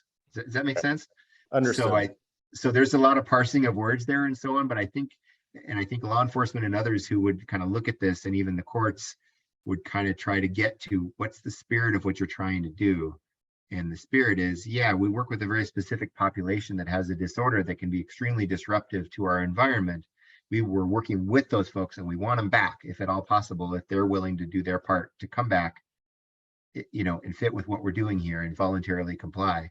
But otherwise, we do have a protective duty to our other residents, and we take that seriously too, because it's the environment that we've committed to for them. So all that to say, it sounds like you're really thinking this through and trying to do what's best for the resident, which is harder, isn't it? I mean, it's harder to do that than to just have a rule that says we don't have to deal with you anymore, right? Well, definitely. Yeah. I mean, I guess my concern here is what I've seen with the tenant laws, particularly in Oregon and Washington, that have shut down houses. And so part of our policy is at the end of our contract, it says you're not a Washington state tenant. You know, based on our policies and procedures, we can remove you at any time for drug use if any of these contracts have been breached. And so I would say you're probably on pretty shaky legal ground by saying that to residents, even though I understand the spirit behind it. I think what you're trying to say, so I think you might be able to say there are exceptions to landlord tenant laws if you partake in this kind of behavior. In other words, there's a way to word that to say, hey, you don't get to just stay whatever, but they actually are, you are subject to landlord tenant laws in most other ways. And so to be able to say, you can't say that our residence is exempt from landlord tenant laws because we are a sober residence. It's not true. So I think, so anyway, that's just some advice to maybe rethink a little bit of that wording. I think you can say what you want to say, which is, we have the right to remove you if you continue, you know, whatever, you know, we maintain a sober environment. And if you choose not to abide by that, we have the right to remove you from housing. And then you could talk about what that process is. okay. Does that make sense? It's a little bit of wordsmithing, but it if you want to be Yeah, correct. I guess it's just my concern about what I've seen, which is houses completely being taken over and shut down. That's where I'm concerned is, Yeah. And it's not at any fault of the operator themselves. It's really just what happens. And so that's my concern. And I think we would, so as an organization, as a support organization, if those folks were our members, we would want to step in with some legal advocacy on their part to be able to say, hey, you know, there are other options besides shutting down. We really don't want that to happen. You know, we had some similar kinds of conversations around the moratoriums for rent, you know, for eviction. Exactly. And we had some folks who shut down, unfortunately, over those where there could have been some help that they could have reached out for and gotten. And so it was kind of premature. That move is a really radical move. So I guess what we're saying is that there's some other solutions. They may not have been the ideal ones. Maybe you're going to have to work with someone longer than you would have hoped to, and maybe that's more disruptive than you would have hoped. But boy, shutting down a place denies a whole lot of other people the help that they really, really need. So we really want to be in a place of trying to walk the line here and treat people well despite all of that. So other thoughts? It looks like there are one or two others who have some things to say about that. Yeah. So Julia, I see your hand up, but I'm going to just get this question from Dre real quick. He says, being that Oxford is accredited, has this discussion shifted their policy at all? I would say nationally it is shifting. I would say that you're not going to see that in writing yet, but I don't think it's going to be long. You're just getting my opinion. I just know those conversations are happening behind closed doors, and they're complicated because for all the right reasons, you know, there are folks who really value that sober environment, and for them it's sacrosanct, and it's really important that environment is sober and that people can count on that, and then people know that. And for some people it's really important to know that they lose their housing if they were to return to use. And so all of those things come into play, and all of that is valid. It just, but how do you walk the line legally? And more importantly, what's the best way to care for people? And if we could accomplish that with whatever the law says or whatever our policies say, that's ideal. We're advocating, just on the same subject, we're advocating for some kinds of housing, or maybe some slots within some of our homes that are kind of respite spots. Places or maybe within local shelters, places that are beds for people who need to be away from their sober environment for a few days while they are regaining their sobriety and getting support and so on. Wouldn't it be great if there's just a go-to place where they can go, where we can know that they're safe, we can know that they have every option and ability to really get back on the horse and succeed. That would be the best of all worlds, where there could be. And so the house is protected and safe and doesn't get disrupted as much, but the person gets really, really good care. And the aim is to bring the person back in as soon as possible. That would be ideal. And that's what we're advocating for the statewide level, trying to find ways to fund something like that. Sorry, go ahead. I talked a lot there. Julia, yeah. Yeah, hi, Alan. I wanted to ask, and I may have missed something, but does it make a difference if when a member is coming into the house that they actually sign a policy or an agreement that if they are to relapse or behavior, that these are things that could result in immediate expulsion? It's good practice that, well, they need to sign something that says they're aware of the policy. If the I'll say it really bluntly, if the policy is illegal, it doesn't matter what they sign. But is it illegal to have a policy that states that specifically? Because I know, so I'm part of Oxford. I also run a level 2 house myself. Right. So I have both spectrums of that. Yeah. I'm not an attorney, so you're going to get my opinion, and I'm just going to say it's a considered opinion that I thought about a lot, but it's not law. Okay. My sense is it's probably not illegal to have that policy, but if you enforce that policy in the wrong way and that were challenged in court, there's a lot of gray area here. I would say, you can make the case that Oxford is breaking the law all the time, but because no one's challenging that in court, frankly, because they're not able to, most of them, that hasn't come up in a case yet, and therefore the policy, they continue to live out the policy, even though many attorneys, if you ask them, would say that's a violation of both fair housing law and landlord tenant law. So it's a wishy-washy answer, I know, but I guess I would say try to write the policy in a way that actually is legal and still protects the house and provides really good care for the resident, then everybody wins. I think a policy that says we will kick you out immediately if you use really misses what there could be a lot of really good nuance and language there that communicates to the resident, we're on your side, but we have to protect our home environment. And here's how we're going to do that. Another piece that you could have in your policy, which is a growing number of people have, which I think is really important, is ahead of time when they move in, ask them, who should we contact in the case that you return to use and you need another place to stay, right? So being really proactive about that, giving them the opportunity to kind of help you come up with that plan. So then they sign that plan, and it's just all the more reason you have to be able to convince them to do what they agreed to at the beginning. Yeah, we have our folks write up a relapse plan. Okay.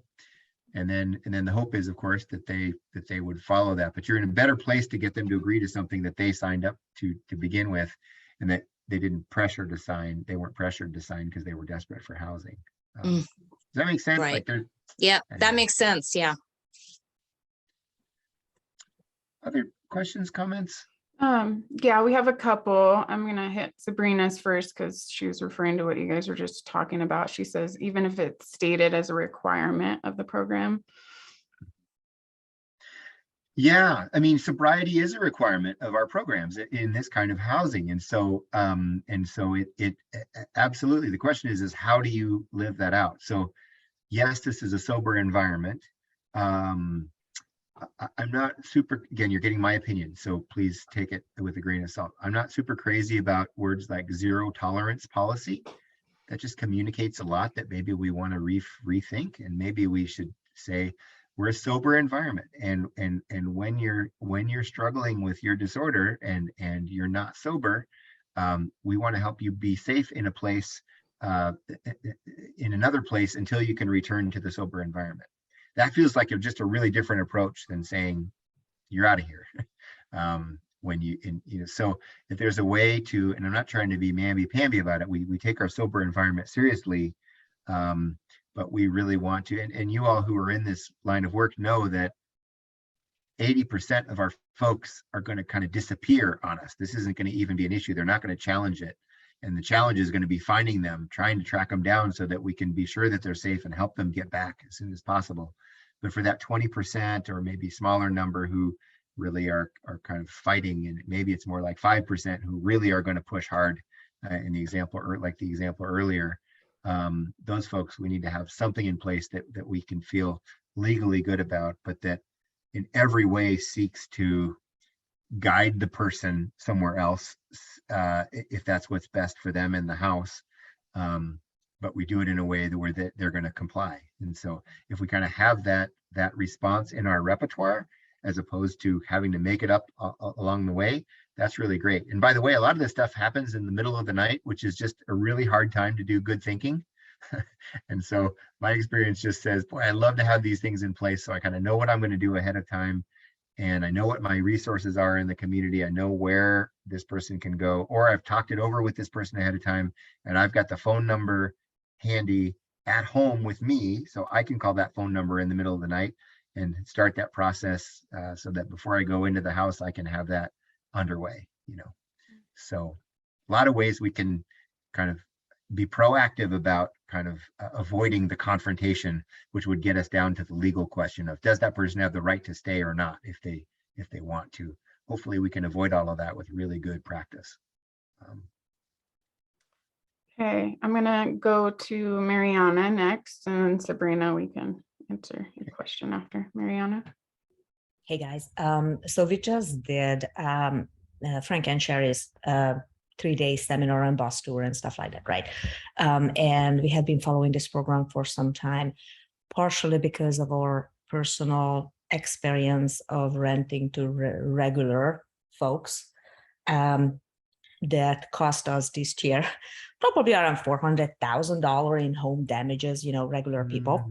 So we are in some sense looking forward to a more restrict environment that's nurturing, and people would be more grateful for the privilege of having a home. So that said, the discussions we were having is that how people worded, we keep using the term tenancy, but what this entire program was talking about, that they are not tenants, they are program participants.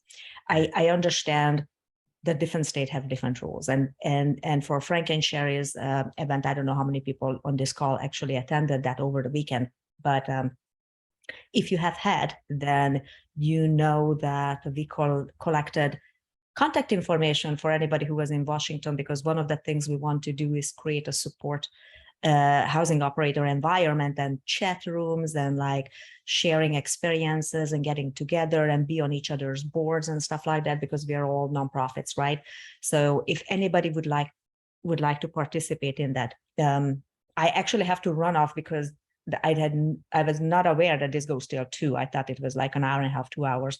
Okay. So I have an appointment, but I will put it in the chat room, my contact info. And then when I get everybody's info, then I'm going to send out and again an email to everybody that we can connect and share, you know, like if we find something that's working or what's going on, that we can support each other. 1, 2, I would like to potentially dig deeper in this. You're a program participant instead of a tenant, and how is that gonna really pin out?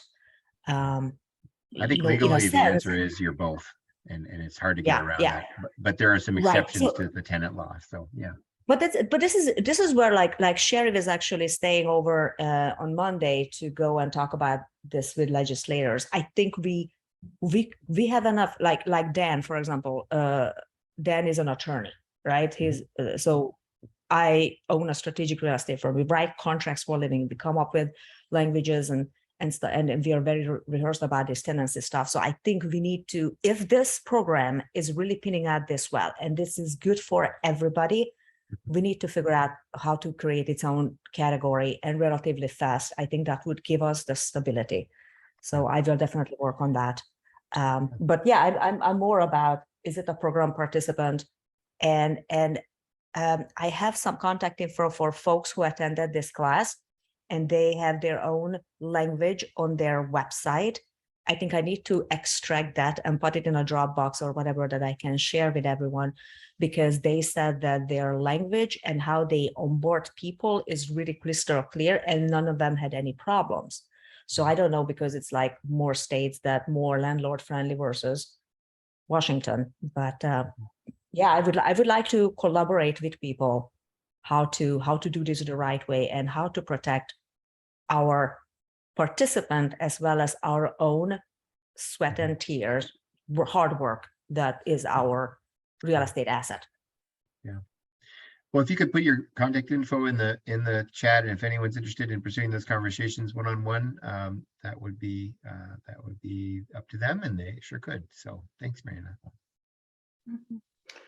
Okay, last question here. So from Sabrina, if a person is using drugs and refuses to leave, would it be a violation of certification if they stay, if it is within the law you state? Yeah, that's a great question. So would we, yeah, if they sort of were on the other end of the continuum and said, hey, you can just stay, and we would say, we would want to get a sense of what does that mean then for the sober environment of the house. So if a person continues to use for a long period of time and is allowed to stay, it's really hard at that point to say that you have a sober environment in the house. And so we might say you could have that policy in your house, but you may no longer qualify as a sober home or one that is, if you by policy allow somebody to stay, then your home no longer falls under the Fair Housing Act protection. So that's a really important distinction. So your residents wouldn't be protected as people with disabilities if you have a policy that says that people can use drugs in the home. And that's okay. That we call that permanent supportive housing or housing first. There are programs out there all over the place that are like that. But if you're going to enjoy the protections of the Fair Housing Act for people who are disabled by means of their recovery from addiction, then you have to enforce that policy. So, but it also doesn't have to be zero tolerance, no grace. There, the question is, do we have a sober environment? And that's a little bit subjective. It doesn't have to mean immediate dismissal. In fact, this particular RCW says there's kind of a 3-day process that you could go through if you fit into this particular category. So if that applies to recovery houses, it would also apply to the rest of us if it's a carve out. So. Yeah, she says, so are we breaking the law either way? By allowing people to stay, are you breaking the law? I would say no. Actually, you wouldn't be breaking the law. You might lose your certification from Walker, and you might lose your lose your fair housing protection. But there are places all over our state that again are called permanent supportive housing or low barrier housing, or where they don't have a policy against people using or drinking on site, and they're not breaking the law. They just aren't speaking to that in their tenancy agreement, but they also aren't considered sober housing or the kind of housing that would be protected by the Fair Housing Act. So you're not breaking the law. You just wouldn't fit under the category if you do it. Yeah. Okay. Does that make sense? Hopefully, yeah, the distinction is helpful. Anything else on, so we're going to probably not spend a lot of time on return to use policies this afternoon because we're covering so much of it now, but it's good discussion, and it really does hit us where we live. This is really relevant conversation for most of us. We're right in the middle of this stuff day in and day out. So thank you so much for your thoughtful feedback on this, all of you. And I realize this is tough stuff, and on the ground to live this stuff out is a lot easier to talk about it in a webinar than it is when you're in the middle of the night and you're facing the angry person and you're trying to make the best decision for everybody. That is a tough place to be. And I just want to acknowledge that's it's tough stuff. So any other questions about the standards or kind of what recovery housing is and how we kind of live those out? Any other thoughts or questions, observations from anybody? I do. Are we going to be covering this after the lunch break? We sure can. Yeah, we can spend some more time on it. It's on the agenda. So okay. Yep. Yeah, Sabrina says just seems counterproductive for certification if she could lose it or if we can lose it. She said. Well, yeah, that would be a great one-on-one conversation to just have a sense of. I mean, for certification isn't a switch that we flip on and off all the time, and it doesn't happen immediately. I think if a Processes you have to go through for all that. yeah, I think if there'd be a process to go through. So if somebody showed a resident some grace and had a safe place for that to be that wasn't disruptive for the house, but allowed a person to stay and to get back into recovery, that's not a situation where I would think we're gonna say, well, that's in opposition to a sober environment. Sounds like we're trying to help a person get back into sobriety so that sober environment is maintained along the way. If there's a way to do that and to meet all of that, that doesn't feel like a. But if the rule is, hey, you can use here as much as you want, and that's not going to be a policy of ours, then that's not a sober environment, and so our certification wouldn't apply. And there are homes that are like that. So we have operators who have some homes that are sober homes, and they don't allow mood altering substances. But they have a couple homes that where people are allowed to use cannabis products, and it's a part of medical regime or whatever. And they've determined that, okay, those homes are going to allow that, and those homes aren't going to be certified by Walker for that reason.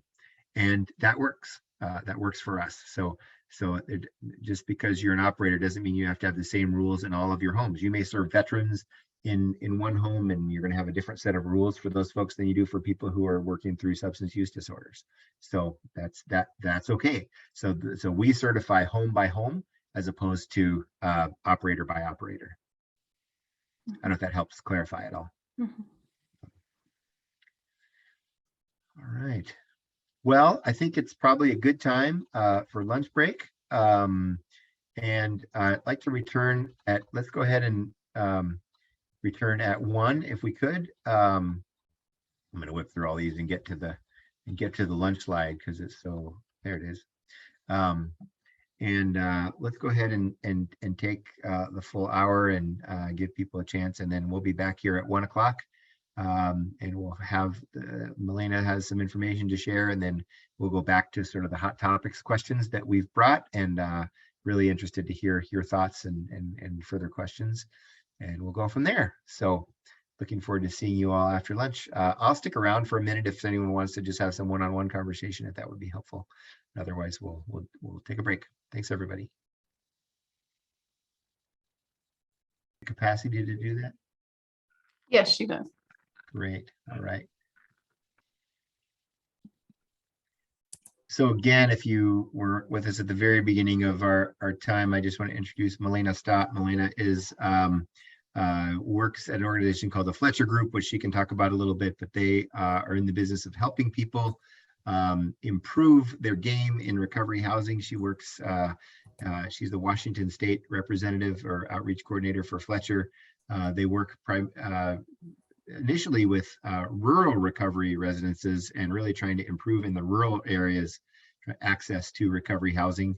But she obviously does a lot more than that, and has been a great colleague for us in Walker, sits on our board, and is really involved even across the country with her colleagues in trying to kind of help provide support for all of us who are in this world. So Milena, I'm going to turn it over. She's going to just talk a little bit about just some more aspects of our work, and then she and I will kind of co-facilitate the rest of our time together. So.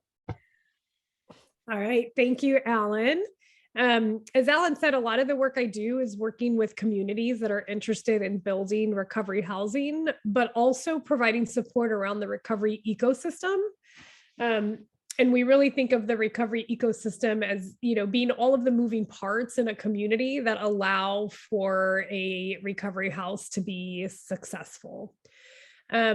We talked a little bit about the different levels of recovery housing at the start. Alan went into great detail about that. I'm going to just skim over real quick as like a kind of reminder, mainly because what I'm going to talk about is this idea of the social model versus the medical model. And what types of services come into recovery housing. So I heard some good dialogue around, different people with different needs and the level of need for more supports, the need for level 2 and level 3, the fact that people leave residential settings and may still need kind of support services. And so this next part of the conversation is really, how do we bridge together all of those services over time that allow an individual to be successful? With, recovery housing, as we all know, that these are alcohol and drug-free housing environments, and that they're really focused on this social model of recovery support. In the higher levels, you begin to add the structured support services, the life skills. And then when you go into levels 3 and 4, you begin to add clinical. But we also see partnerships with outpatient and treatment providers. So what's the right level of housing for you? Well, the answer to that question is really based upon who you're serving and how you're serving them and what their needs are. So in a level, and this is a helpful diagram to kind of see what the administration, the services, the residents, and then the staff kind of look like across the different homes. You see here that in level 1 in the Oxford model, you have, a democratically run institution versus a level 4 where it's overseen by organizational hierarchy and licensing and services that vary. And then level 2 and 3 kind of sit somewhere in between, where you definitely have a house manager, you definitely have life skills and other support services. But the degree and number of services and types of services may vary. So in a recovery housing social model versus medical model, you're looking at how the staff in the home differ. You're looking at how the program and service definitions differ. The policies and procedures kind of go from simpler to complex as you move towards those higher levels, often because clinical services have other compliance requirements that you have to write policies and procedures for. Documentation as well. And, some of the lower level homes, you have some documentation around services or meetings or recovery capital screening tools. But in those higher levels, you have to have documentation for every single interaction. The other thing that we see differently as well in some of the higher levels, or when you bring in the medical services, is that you're also doing some Medicaid billing. And then of course, outcomes tracking happens at all levels. And Alan was just kind of talking about that around the recovery capital scale. And the outcomes you may focus on may also shift depending on the levels, right? With a residential higher level, you're looking at the medical stability being that outcome. Whereas, as you kind of graduate across the levels, you're looking at building that recovery capital as the key element of outcomes.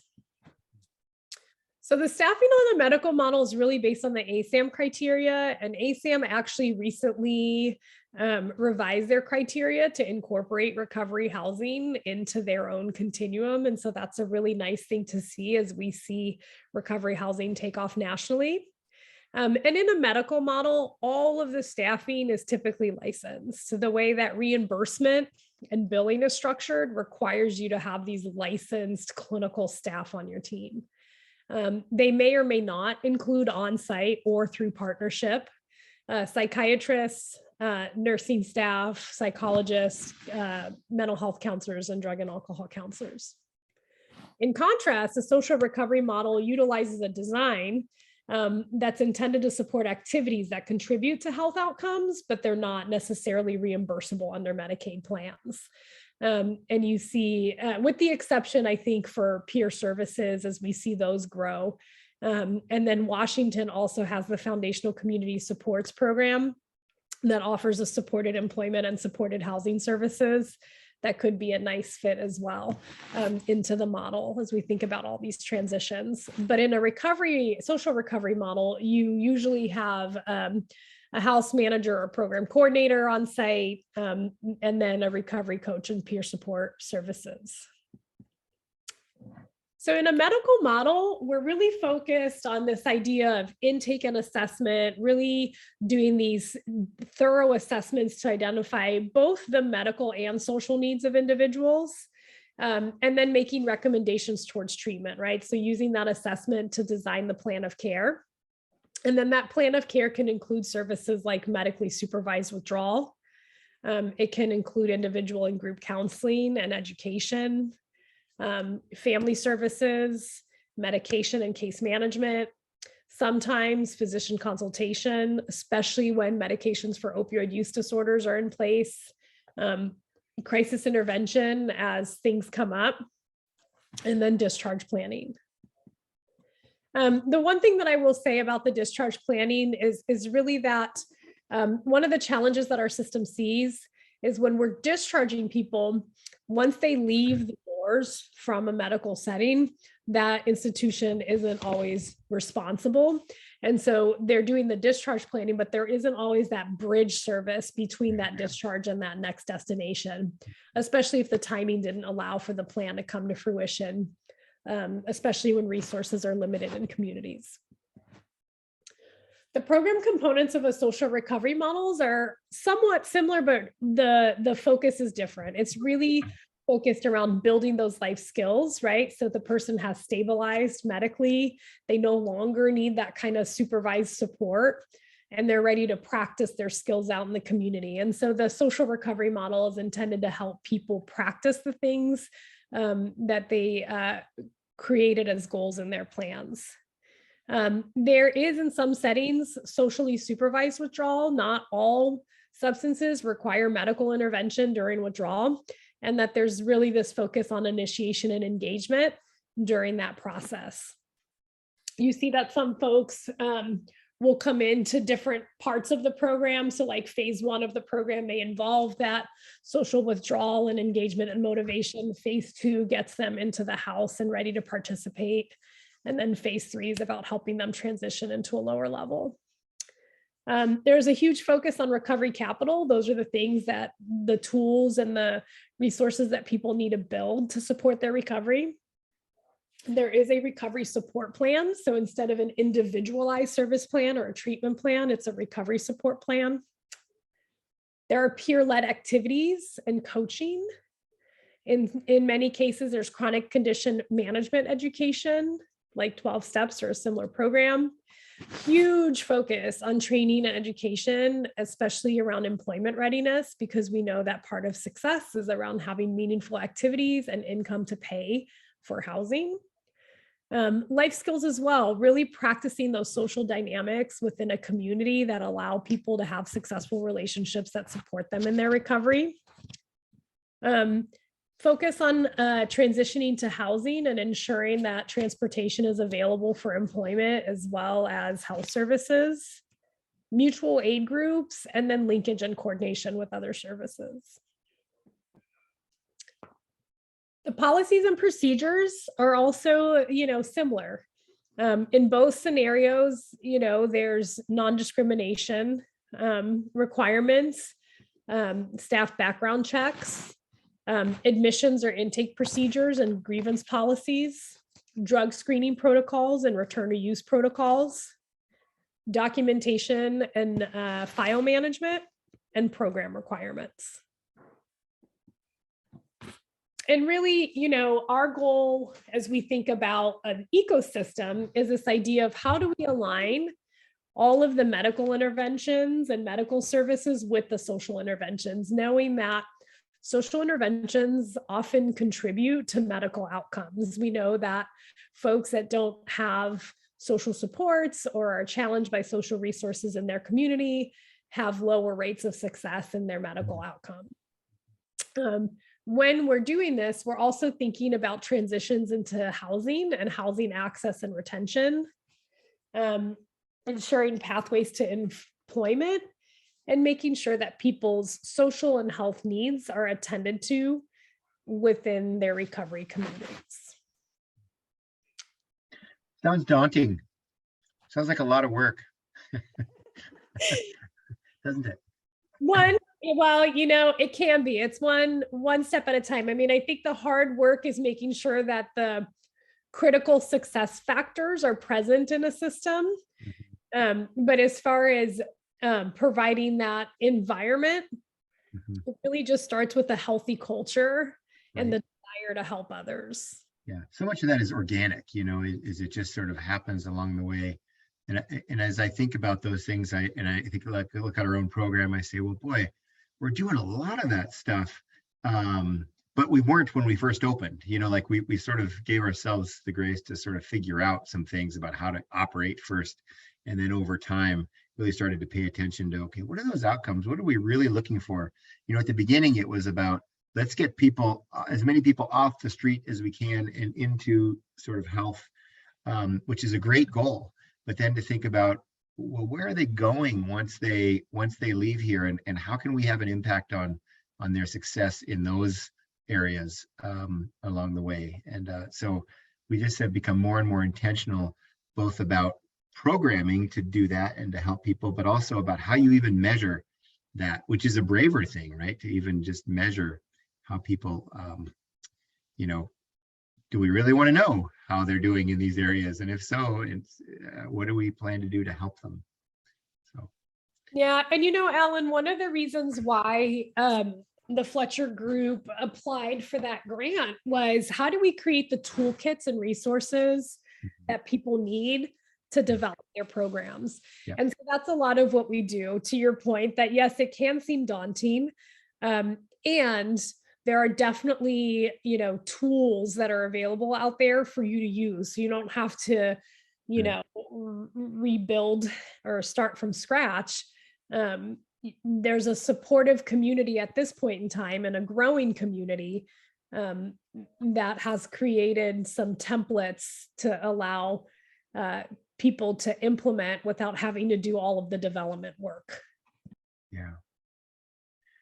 Well, it is so needed. And I think getting back to what a few of you mentioned before lunch is having a network of people, having someone to call is just vitally important. And we want to be, we always want to up our game. And every time I've said this to Milena before, every time I go to a conference or come to one of these webinars, I leave both feeling like, wow, we're doing an amazing job compared to some other people. And I also leave feeling like, boy, we stink. We just are so far behind in getting our act together and getting good at this stuff. And I think that's probably healthy, actually, that, yeah, we should feel good about our specific niche and what we're doing well, but there's so much more to be paying attention to that's really worthwhile. I'm going to move us along, if that's okay. Let's do this. Any just comments, questions, thoughts about what Milena just shared, and we can just open it up.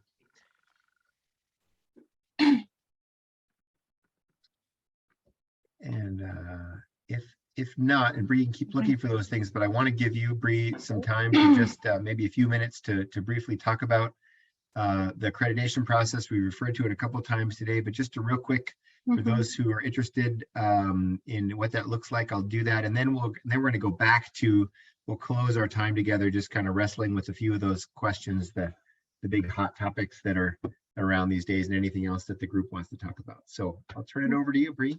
Sounds good. So our accreditation process, we have a 3-tier accreditation process that is composed of the document submission and review, an operator interview, and a site visit. So I'll kind of just walk you through what that process looks like. So to ensure consistent safety and quality, Walker accredited recovery residences undergo annual reviews, and this includes program and document reviews, site visits, and resident and staff interviews. So the first step is the document submission and review. So what someone's wanting to seek accreditation, the provider or the applicant completes the accreditation application and submits all the documents through our Walker portal, and that can be found at walker.org. And at the start of the application, you'll be asked to estimate your level of care. And so we've really dived into that today. But most of our homes fall under level 2 or 3. After the application has been submitted, and all of the required documents are attached to it, I will then reach out to one of our document reviewers. And then around this time, we collect your accreditation and membership fee, and fees are calculated according to the fee schedule, and that's also within the application when you're going through the process. And then our documents are reviewed according to the Walker standards. And our document reviewers gather information from your documents and recommend any follow-up action, according to our standards. And how we review them is by red, yellow, and green. So I'll kind of explain those a bit for you. So a red would be the component doesn't meet part or all of the standard when the document is either missing or does not meet the basic and intent of the standard in question. So those would be items that we would definitely need in order to move forward. Yellow, it means the component is present and the intent of it is present. And so for those, I usually have our document reviews and myself usually have some suggestions possibly for those ones. And then green, it means that this is an excellent policy and we may gather them as a part of example documents, because we do have a folder that has some example documents for providers that are just starting out and are feeling overwhelmed with how to formulate their documents. We do have that available to you guys to look at and kind of gather ideas or how you want to format something. And then I send the report to the applicant and along with any suggestions that I may have, and request any follow-up action if needed. Once we get everything in and following a successful document review, we'll then go ahead and schedule a Zoom interview with the operator. And for the interviews, we're really just looking to assess the standards relating to the house environment, recovery support, and administrative processes. So this is a lot of things we can't tell from the documents. We want to find out like what it is on the ground, what are some of the policies within the home and the house environment. And then the last part of the process is the site visits. So the site visits are then scheduled after the interview is completed and anything that maybe came up from the interview has been addressed. So our site visits are conducted by our Walker inspectors, and they're kind of throughout the state. So again, we grade them according to the red, yellow, and green. And so the item for the red, the item doesn't meet part or all of the standard. For example, this, as it relates to site visits, let's say the room is too small to accommodate 50 square feet per bed in the room, since that is one of our standards. They'd get Dr. Red for that. So they have to remove a bed or figure out some other option. Yellow means it meets it and it's in good condition. And then green means that it's exceptionally clean and safe and welcoming. So then if needed, I'll request corrective action and follow up with the provider for those. And once all those areas have been met, then after final approval, I'll send the provider certificates and submit them on our registry. So as you can see, a lot of back and forth kind of between myself, our reviewers, and the provider, and we're like giving you suggestions along the way. We're telling you if we need anything. So a lot of communication. So with that said, if all policies and documents are in order, we expect it to take 4 to 6 weeks, but again, depending on what comes up during the process, it could take longer. And I just always recommend that providers really like take a good look at the standards and read them thoroughly before applying, because that can just save time in the long run. Because if you kind of know what we're looking for, you can kind of self-evaluate and see what are some areas that I might need changed, or what are some things in my documents that I don't have. So that's really a good time saver, and I really recommend doing that. So yeah, so we want all providers going through the process to be able to succeed in gaining their accreditation. So we offer technical support Zooms. I'm always available to answer any calls. We have some sample documents we can help you with as well. So yeah, our whole goal is to really help you guys get there. And we're here to support you. So Alan, you can go to the next slide, or Did you want to do the events at the end? We'll do that at the Yeah, end. let's do the events at the end. We'll go back to the questions. I just want, I'm going to go out of order here, but Yeah. questions for Bree or anything Yeah, you want any to know? And obviously we can do this one-on-one as well, which might be better in most cases, but anything that Yeah. you think the whole group would benefit from. Yes, so there's a little bit of language that I'm trying to get around my head around primarily, and I still haven't received a response back. I don't know really what the deal is on this front. So there is a standard that says within the application that even if all of your rules don't apply, you can still get Walker accredited. And my question is, it seems as though what's going on is the providers that give clinical services or recovery support services are legally not allowed to refer a client to a recovery residence unless they are an approved provider. They have the checkbox, if you will. Mm-hmm. And there's a standard in there that says you may not meet all of these, but you can still become Walker accredited.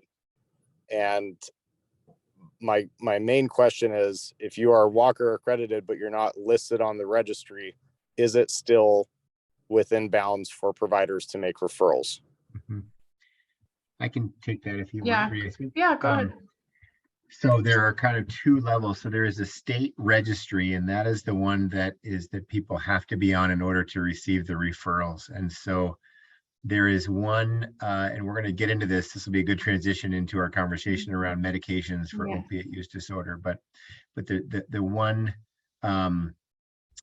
policy that the state requires is that in order to be listed on the state registry is that operators allow residents who are taking medications for opiate use disorder. So we have several providers in the state who have said, well, we would allow one or two of those. They're essentially, without going into too much detail, they're essentially three sort of classes of medications that people take to manage their opiate use disorder, and some take all. There are a few who take none. Most take one or two. And so the question is, if you choose to not accept residents who are on maybe one or two or three of those therapies, can you be listed? The question is, the answer is the state will not allow those folks on the state registry unless they answer yes to all of those medications. But Walker will still accredit organizations and homes that don't allow them at this time. I say at this time because right now there's not federal case law. So across the country, there's not any case law that definitively says that it's illegal to exclude folks who are on those medications.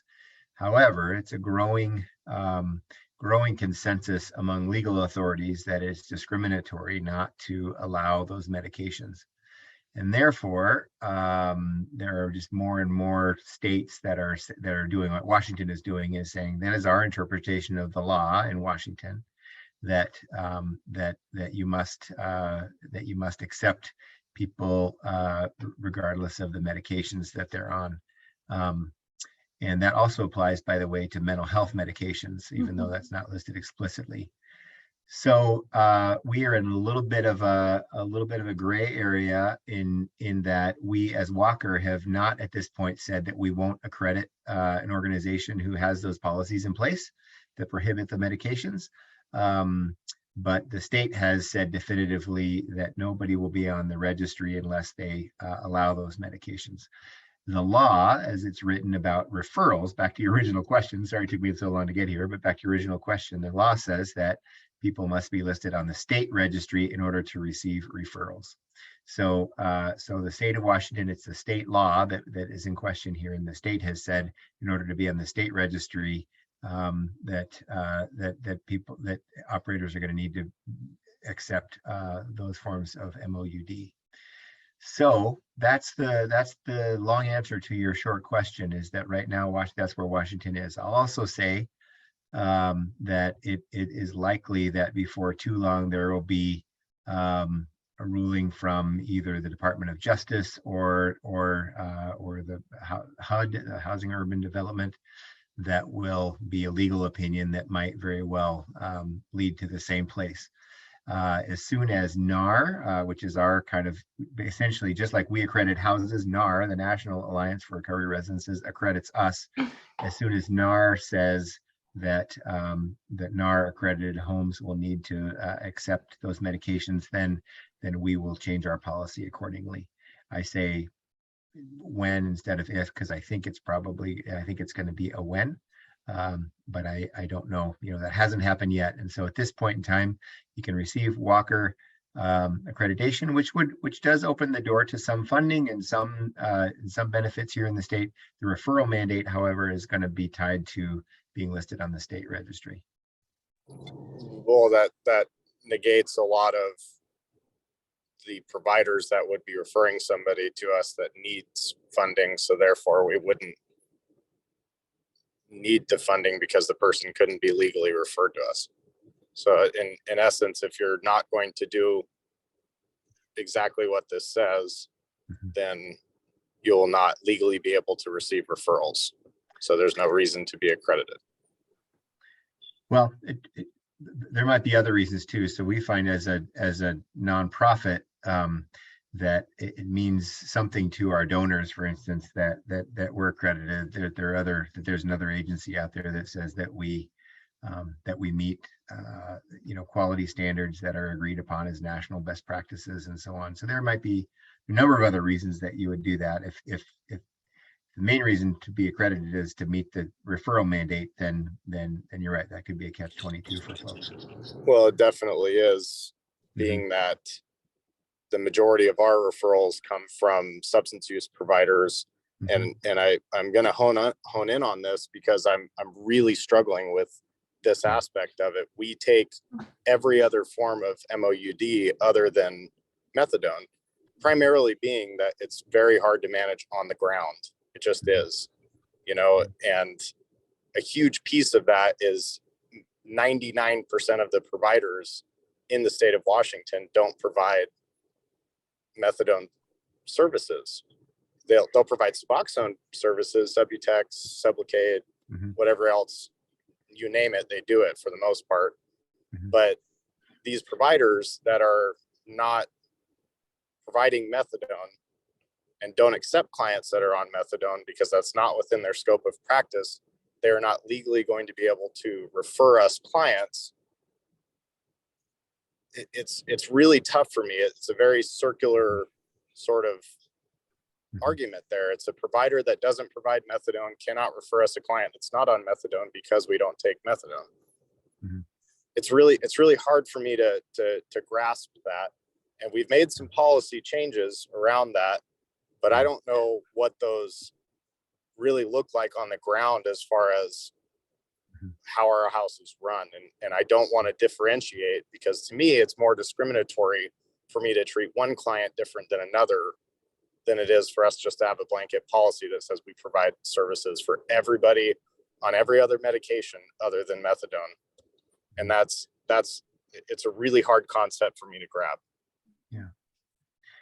But I can tell you experientially, and I'm speaking just as another provider at this point, not speaking on behalf of Walker, but I can tell you that we have, for the last several years, had a number of residents who have been on methadone therapy, and it's gone quite well. And at times when we've had concerns about dosage and so on, we have a really good relationship with those providers and our residents. So we're able to say something seems to be off in the dosage here, and that's by the way been the exception, not the rule. We've only had a couple of cases where we've had to sort of check in and say, boy, something doesn't seem quite right. This person is nodding off in the house meeting or whatever, and that's just not going to work here in our house. And therefore we really need some adjustment to be made. And we want them to work with their provider to do that. And in those cases, things have gone well, and the provider and the residents have been responsive, and we've been able to correct that. So the on the ground question is a legitimate one, and it absolutely applies to Suboxone as well. And that if that is prescribed in a way that is it's overprescribed, some of those same kind of symptomology, some of those same kind of things can show up. And just on the ground, we've had to decide, well, we just have to be in really close contact with resident and provider to help kind of dial in something that's going to be workable for the house. Anyway, that's just some, yeah, go ahead.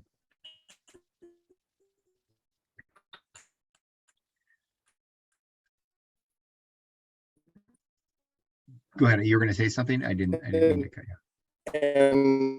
And I would say that the difference primarily being is that, we can see that person visibly take the dose. We don't handle their medication. Did you hear me? Yeah, mostly you were cutting out there a little bit. Yeah, I'm sorry. Can you hear me? Yeah, we can now. Okay.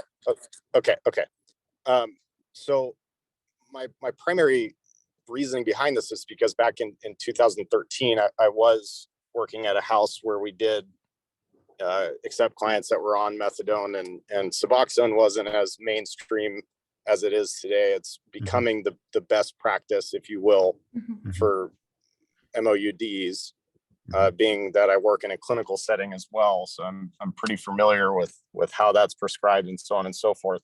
Sure. Of my concern isn't that I judge people for being on methadone. I could care less whether or not somebody is using an effective medication to deal with their opiate use disorder.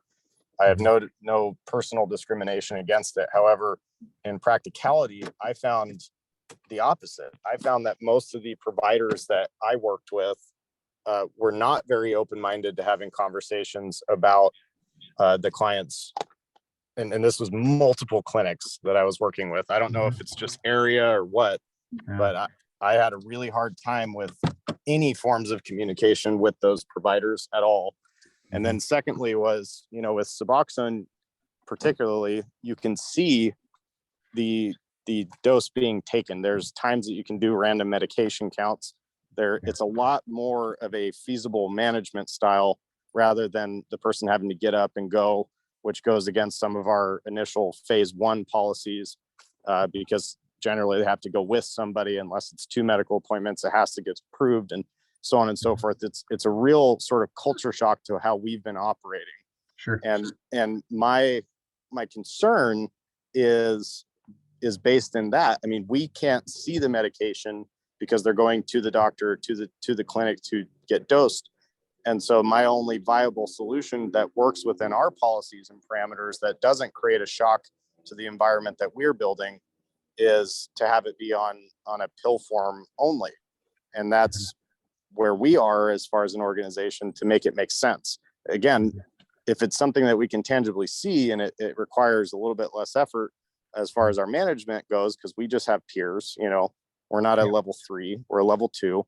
Right. And do you see what I'm saying? Like there's some things about that I'm making sure here that our philosophies don't necessarily change, and there's not a whole lot of shock that happens to our house, but we still want to be able to cater to folks, but there's just certain parameters that need to be put in place. Yeah.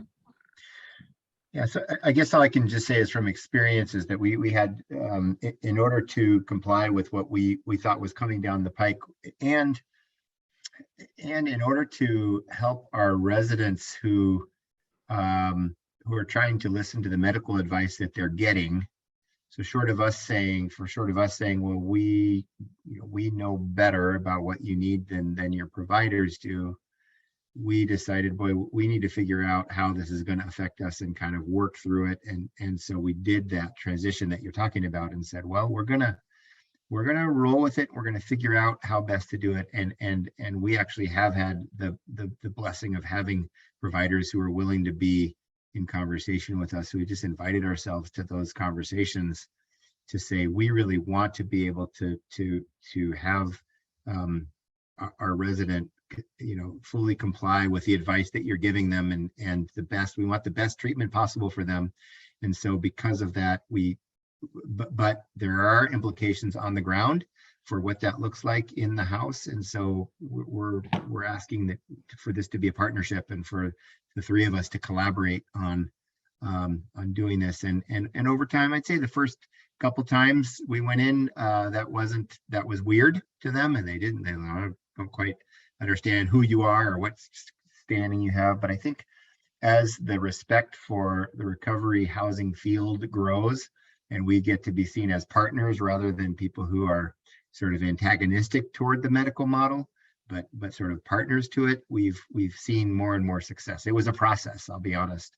Again, the big thing that I cling to is as I look at a person's behavior in the house, and if that behavior is causing other residents to be, uncomfortable, or the house doesn't feel like, frankly, it doesn't feel like or look like a sober environment to other residents because of just the dosage isn't dialed in yet or whatever, that does affect the house. And so we're pretty upfront about that. And we try to really put the onus on the resident, actually, to say, it is your responsibility to manage your medication in a responsible way. And we're going to do it. We're going to help you. Glad to be in those conversations, but ultimately you need to manage this. And so I can't tell you what dosage you need to be on, but you cannot be nodding off in house meeting. That doesn't work for us here. And so residents have generally been really willing to understand that and to comply with that and figure out what works for them, because it doesn't work at work either, or other contexts that they're in, trying to manage their lives. So, but our lane, kind of staying in our lane isn't to do medication. Our lane is to help, is to have people behave in our homes in a way that's productive and that leads to good community. And so that's what we aim for. I don't know if any of that speaks to what you're talking about. It's just from our own experience, but. Well, and are you guys a clinical provider then? Are you a level 3 or level 4? No, we're not. But we do have staff in our homes who are just very in touch with residents enough to know. We do ask residents to provide us a list of the medications that they're on, so that we can know, especially mental health meds, so we kind of know what if there's a change or something, we can be partners with them in helping them navigate that. So I want to know if a resident, for instance, is doing a big medication change, so that we can be on their team and say, hey, we're willing to kind of watch for things and walk alongside you and see how that's going. But we don't dispense medications, and we don't, we're just there to help residents manage. And we also came to the conclusion, this is another thing too, this came up with Adderall for us. This is more than I intended to share, but we've had residents with really severe ADHD, and their doctors are talking to them about being on Adderall or other amphetamines to manage their ADHD. And that really made us uncomfortable for a while. I was like, oh boy, people abuse Adderall. It's a street drug in a lot of ways.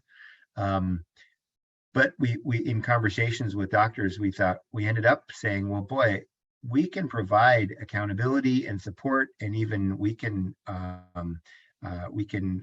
lock up medications for them. They come and they get their medications from us, especially in our first couple phases of the program, where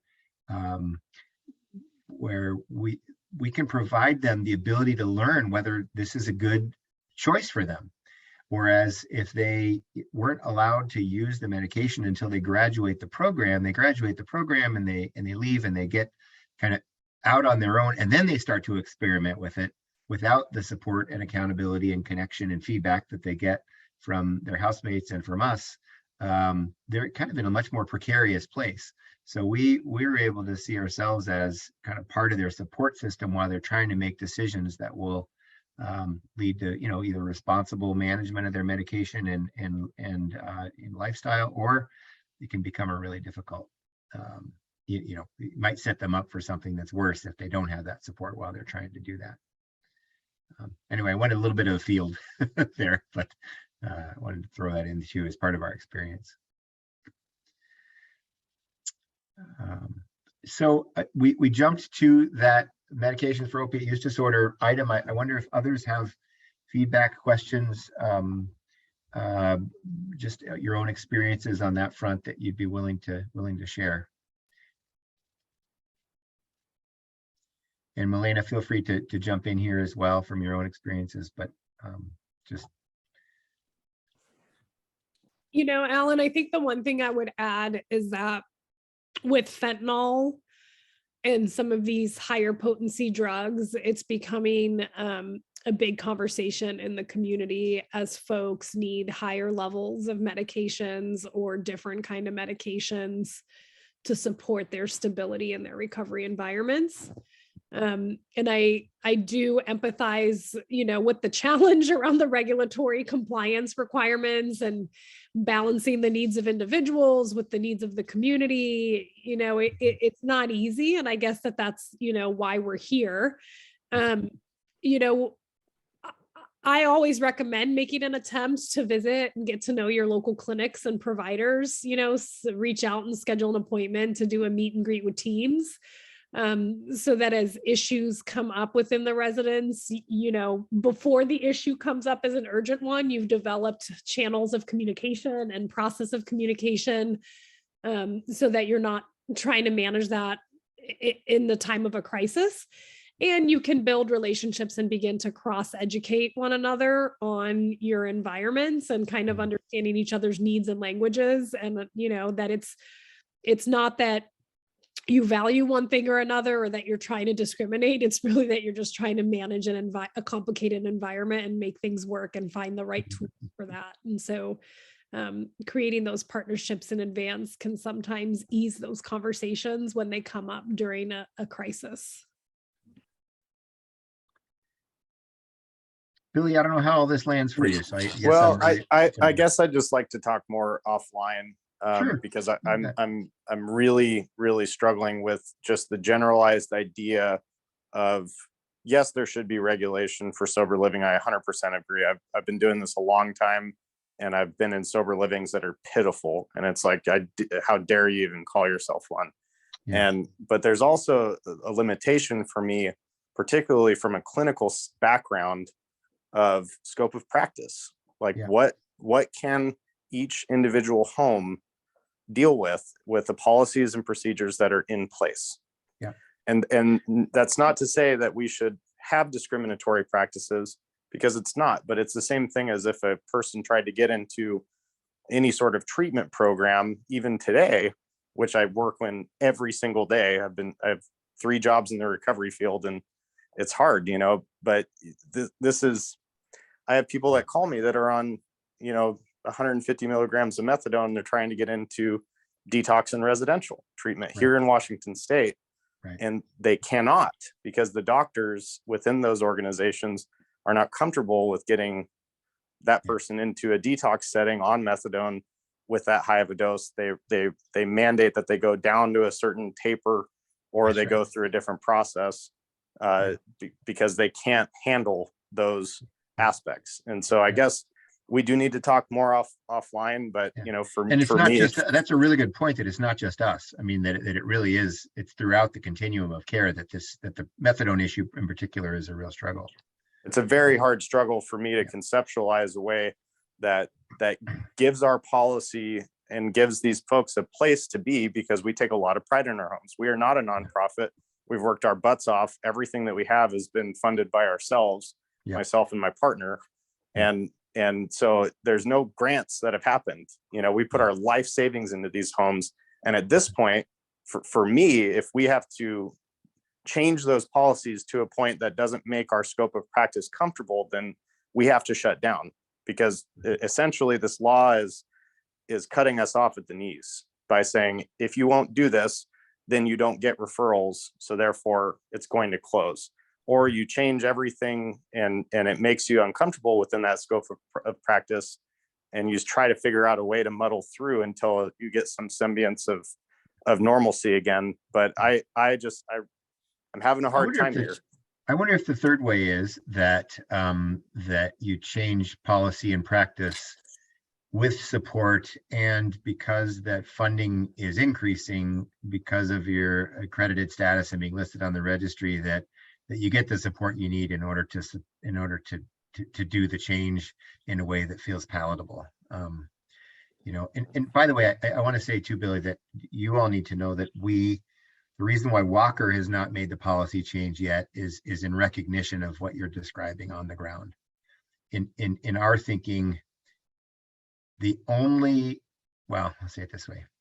In our thinking, the main reason why an operator wouldn't take on MOUDs by their residents is because they don't have the infrastructure to support the practice, right?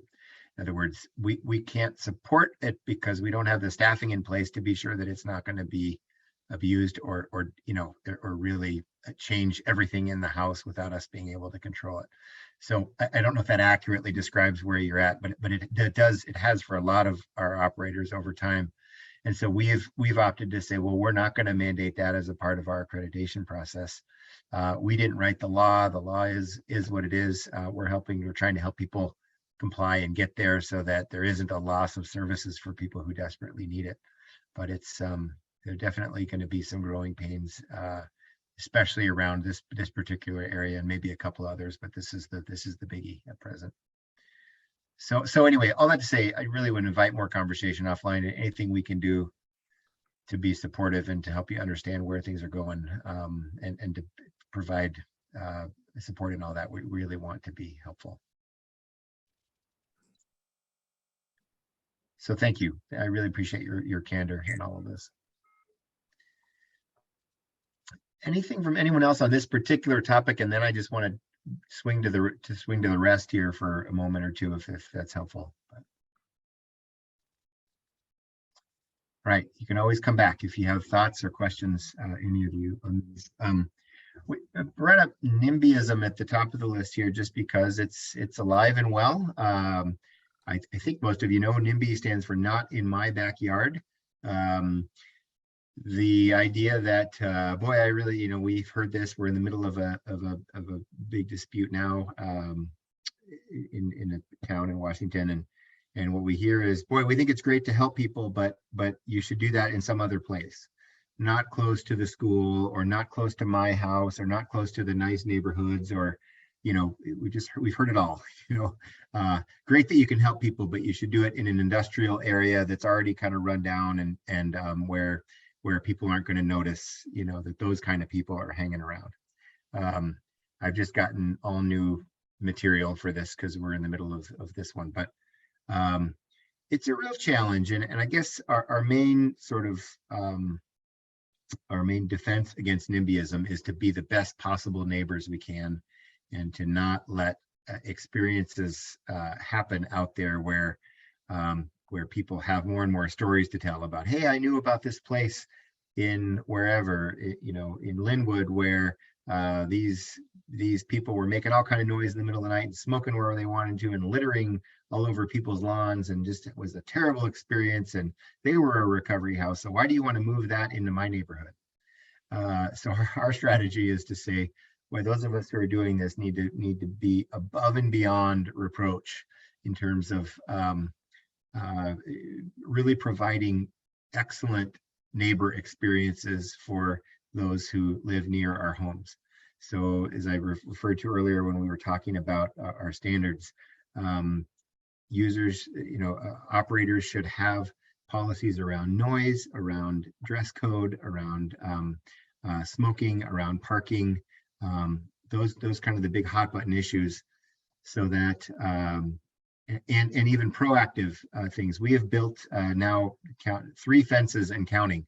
Literally, good fences make good neighbors. We paid for them, and they in a couple cases they were blowing down or getting ready to blow down, and then they were the neighbors' fences. And we said, hey, you know what? We all benefit by having fences.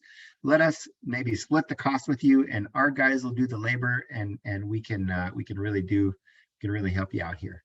And so that built really great relationships. We're on first name basis with those neighbors, and we're all friends, and they talk to our guys, and the guys want to be good neighbors to them. We have excellent neighbors next to a couple of our women's houses as well, who've just, we have one neighbor who every year pays for the trimming of the hedges on both sides, and goes and trims a couple other of our bushes while they're at it, and they pay for that, and that's a contribution to our nonprofit that they get some tax deduction for. And so it's just a really fantastic relationship that we've built, and it's just all one positive experience at a time. And on the other end of that, a negative experience can undo a lot of goodwill too. So anyway, I just wonder if any of you have had experiences with NIMBYism, positive or negative, good neighbor relations, anything come to mind in the way of a story?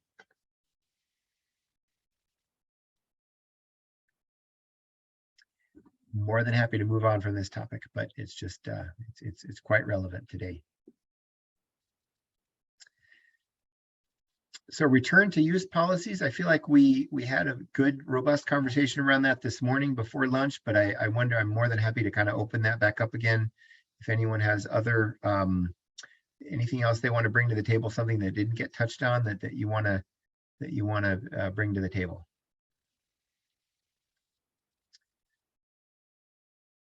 Specifically, we're talking about when a resident chooses to, or whatever, gives into their condition and goes back out. All kind of language we can put around that, but essentially returns to using their drug of choice or alcohol, and puts us in the housing environment in a difficult position in terms of what do we do? How do we maintain our housing environment and still provide the best possible support for that person who really needs it in that moment.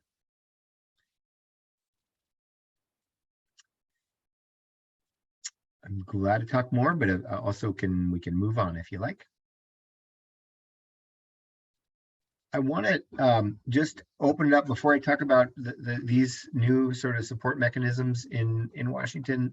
Any other kind of what I call hot button issues or questions that are out there for you about if you're in the housing world, things that you're struggling with, or if you're outside and you're wondering how we deal with certain things, would be happy to open up the floor to any other questions at this point.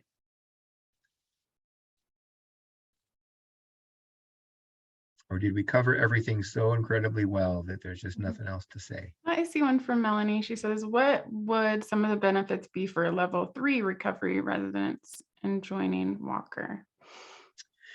Yeah, so I keep saying this, in Washington, level 3 homes are clinical settings. And so that's not the case in all states. In most states, actually, there's a distinction between level 2 and level 3, where level 3 would be more like life skills, staffed homes, and so on. But in Washington, a level 3 home is sort of this sort of clinical setting. My sense is because those homes are licensed by the Department of Health, that they really don't benefit a lot. They can get referrals. They don't fall under the referral mandate. They are funded separately. They don't receive the same kinds of funding sources that we do at level 2. So we at present haven't licensed, or I'm sorry, accredited any level 3 homes by the Washington state definition. So I'd say probably not a lot of benefit to them. We've been approached by a couple who just want to be known for having a social model component to their work. And so they've approached us and we sort of talked it through. And to date, we haven't had anyone say, well, boy, that would be really worth our time to do that. The stays are so short. They don't qualify for funding. They have a referral network in place already. So it would be hard for me to see why Washington State level 3 would benefit from accreditation, but we're always open to the conversation if that's something they would like to do. Madison says, would you say the majority of people who go into recovery homes are coming from another home, or are they more likely to have been experiencing homelessness? My experience is, and I can only speak for ourselves and then other operators that we work with, that majority would come from an institutional setting, before which they were often homeless. So someone comes out of treatment or out of incarceration, and but before they went to those places, they were experiencing homelessness. And so we, more often than not, we get somebody from an institutional setting. But they often don't have a place to go back to. So they will get occasionally a referral from somewhere else, maybe a higher level of care, but more often than not, it would be from from inpatient treatment or from jail or prison. Every once in a while, we'll get folks coming right off the street, but typically they'll have a route through detox center and maybe some inpatient treatment first. Bree, any different answer there? I mean, what are you seeing anything different, or is that? Yeah, I mean, that's pretty much the same. Or, you know, they went into treatment, got out there with their family who it's not a healthy environment and trying to get into a recovery house. But yeah, majority. Mhm.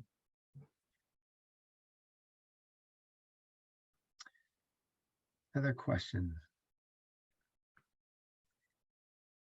So I want to just talk about how it's a pretty good time to be in recovery housing in Washington, and that there's just a growing, and I'm not going to give you all my talking points at this point, but it makes a lot more sense to invest public funds in recovery housing than that keeps people on the road to recovery or in recovery, keeps people out of the criminal justice system, keeps people out of the emergency room.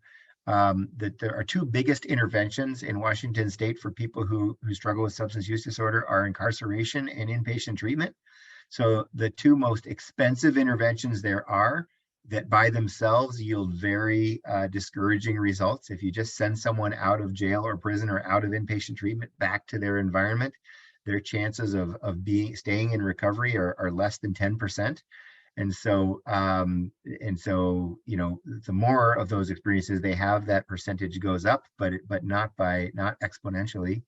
So, but if you can spend $1 instead of incarcerating somebody on helping them really achieve their recovery goals in a recovery residence, it's about a third the cost, even at a really higher level of care, and the results are, you know, 5, 10, 15 times better in the long run. So the person's ability to stay in long-term recovery after living in a recovery residence is much higher. So anyway, that's a very brief version, believe it or not, of bullet points that we use to talk about the efficacy of recovery housing. My guess is most of you on this call know that already. But given that, the legislature and other funding sources have realized, wow, this is a pretty good investment. For our dollars, if we can invest more here, we may over time need to invest less in incarceration and really expensive interventions like recurring treatment over and over and over again. So if we can do this. So that said, then over the last year, we've had increased vouchers in the HARPS program. We have a voucher available now. We talked about it earlier in the call, and we're happy to give you information about that offline. For our accredited operators, can now offer direct financial support for 3 months of housing at the beginning and 3 months of housing after someone graduates a program. That's available, and that's a pilot program this year. We're hoping that there's enough response that we're able to continue to do that. The goal of that is that we don't have to say no to somebody for financial reasons. We can welcome them in, and we have 3 months to kind of help them figure out what their next funding source is going to be, or what work they're going to take on to be able to fund themselves, whatever that looks like. But it's a real boon to be able to not have to say no to somebody because they can't afford it. And then the Department of Commerce is now overseeing a contract program that is for new recovery residences. So if you are an operator who's just getting started, or you're going to open a new home somewhere, you can get up to $75,000 in a grant, or I should say it's a contract. So you've got to deliver the services. But if you're going to run your recovery home and you've got documentation of your expenses and so on, you can be reimbursed for those expenses by the state for opening that home. And a number of those have been granted already. They've been through 2 cycles of those, and going into the next fiscal year, it looks like that funding will be available to do it again. And so if you're looking at getting into this world, or you're looking to expand, this money is for new beds. So the idea is to expand the number of spaces that are available to folks, and there's real money available. And for $75,000 per home, you can really probably operate most homes on that kind of money, or at least get way down the road so that it makes it a bearable kind of expense. So I don't know offhand. I'm not looking at the regs on that right now about who is eligible for all of that, but it's there are expansion grants and hopefully or contracts that really we hope over time will be a game changer in terms of helping people get on their feet and get started.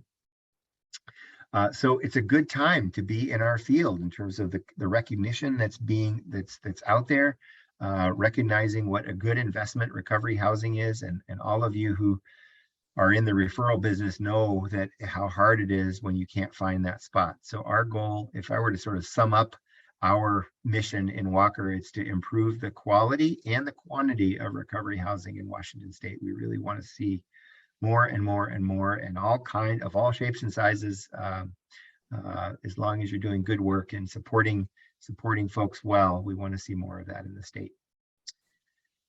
Questions about anything on this slide before we kind of wrap up here, or comments from anybody?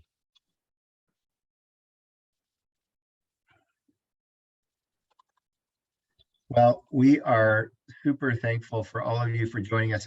I'm putting up all 3 of our contact information on here. If you want to engage in a conversation offline, more than happy to do that, or can refer you to someone who might have better answers than we do to your questions. But any final thoughts, Milena or Bree, on any of this? Oh yeah, feel free if you guys are interested in the accreditation process, or if you're in the beginning stages of wanting to open up a recovery home. We do technical support to help you throughout that process. So. Hey, Brian, I forgot to ask, do you have a little sneak peek at a couple of programs that are coming up for us? Yeah, I think it just exited it out. Let me see. Yeah, so on October, just for upcoming events, briefly, the ones that are already live right now, we have one on October 25th, and that's recap and recovery housing. And so that's a evidence-based assessment tool. And it basically assesses an individual's recovery strengths and barriers and unmet service needs. Yeah, and it also delivers measurement of like recovery capital gain. So it's a good place to collect data of successes and whatnot. So that's on the 25th, and it's live on our website, walker.org/events. All right. So that's what's coming up. There's more being planned all the time. And so just keep going back to that page to see our calendar, and we try to get really specific to meet the needs. But any other questions before we sign off? It's been great to be with you. Thank you so much to Milena and to Brianna for your contributions and support. And we're just really thankful for the rest of you for being here and joining us, and hope to see you at another event soon. And with that, we'll sign off. Thank you. Take care, everybody. Bye-bye.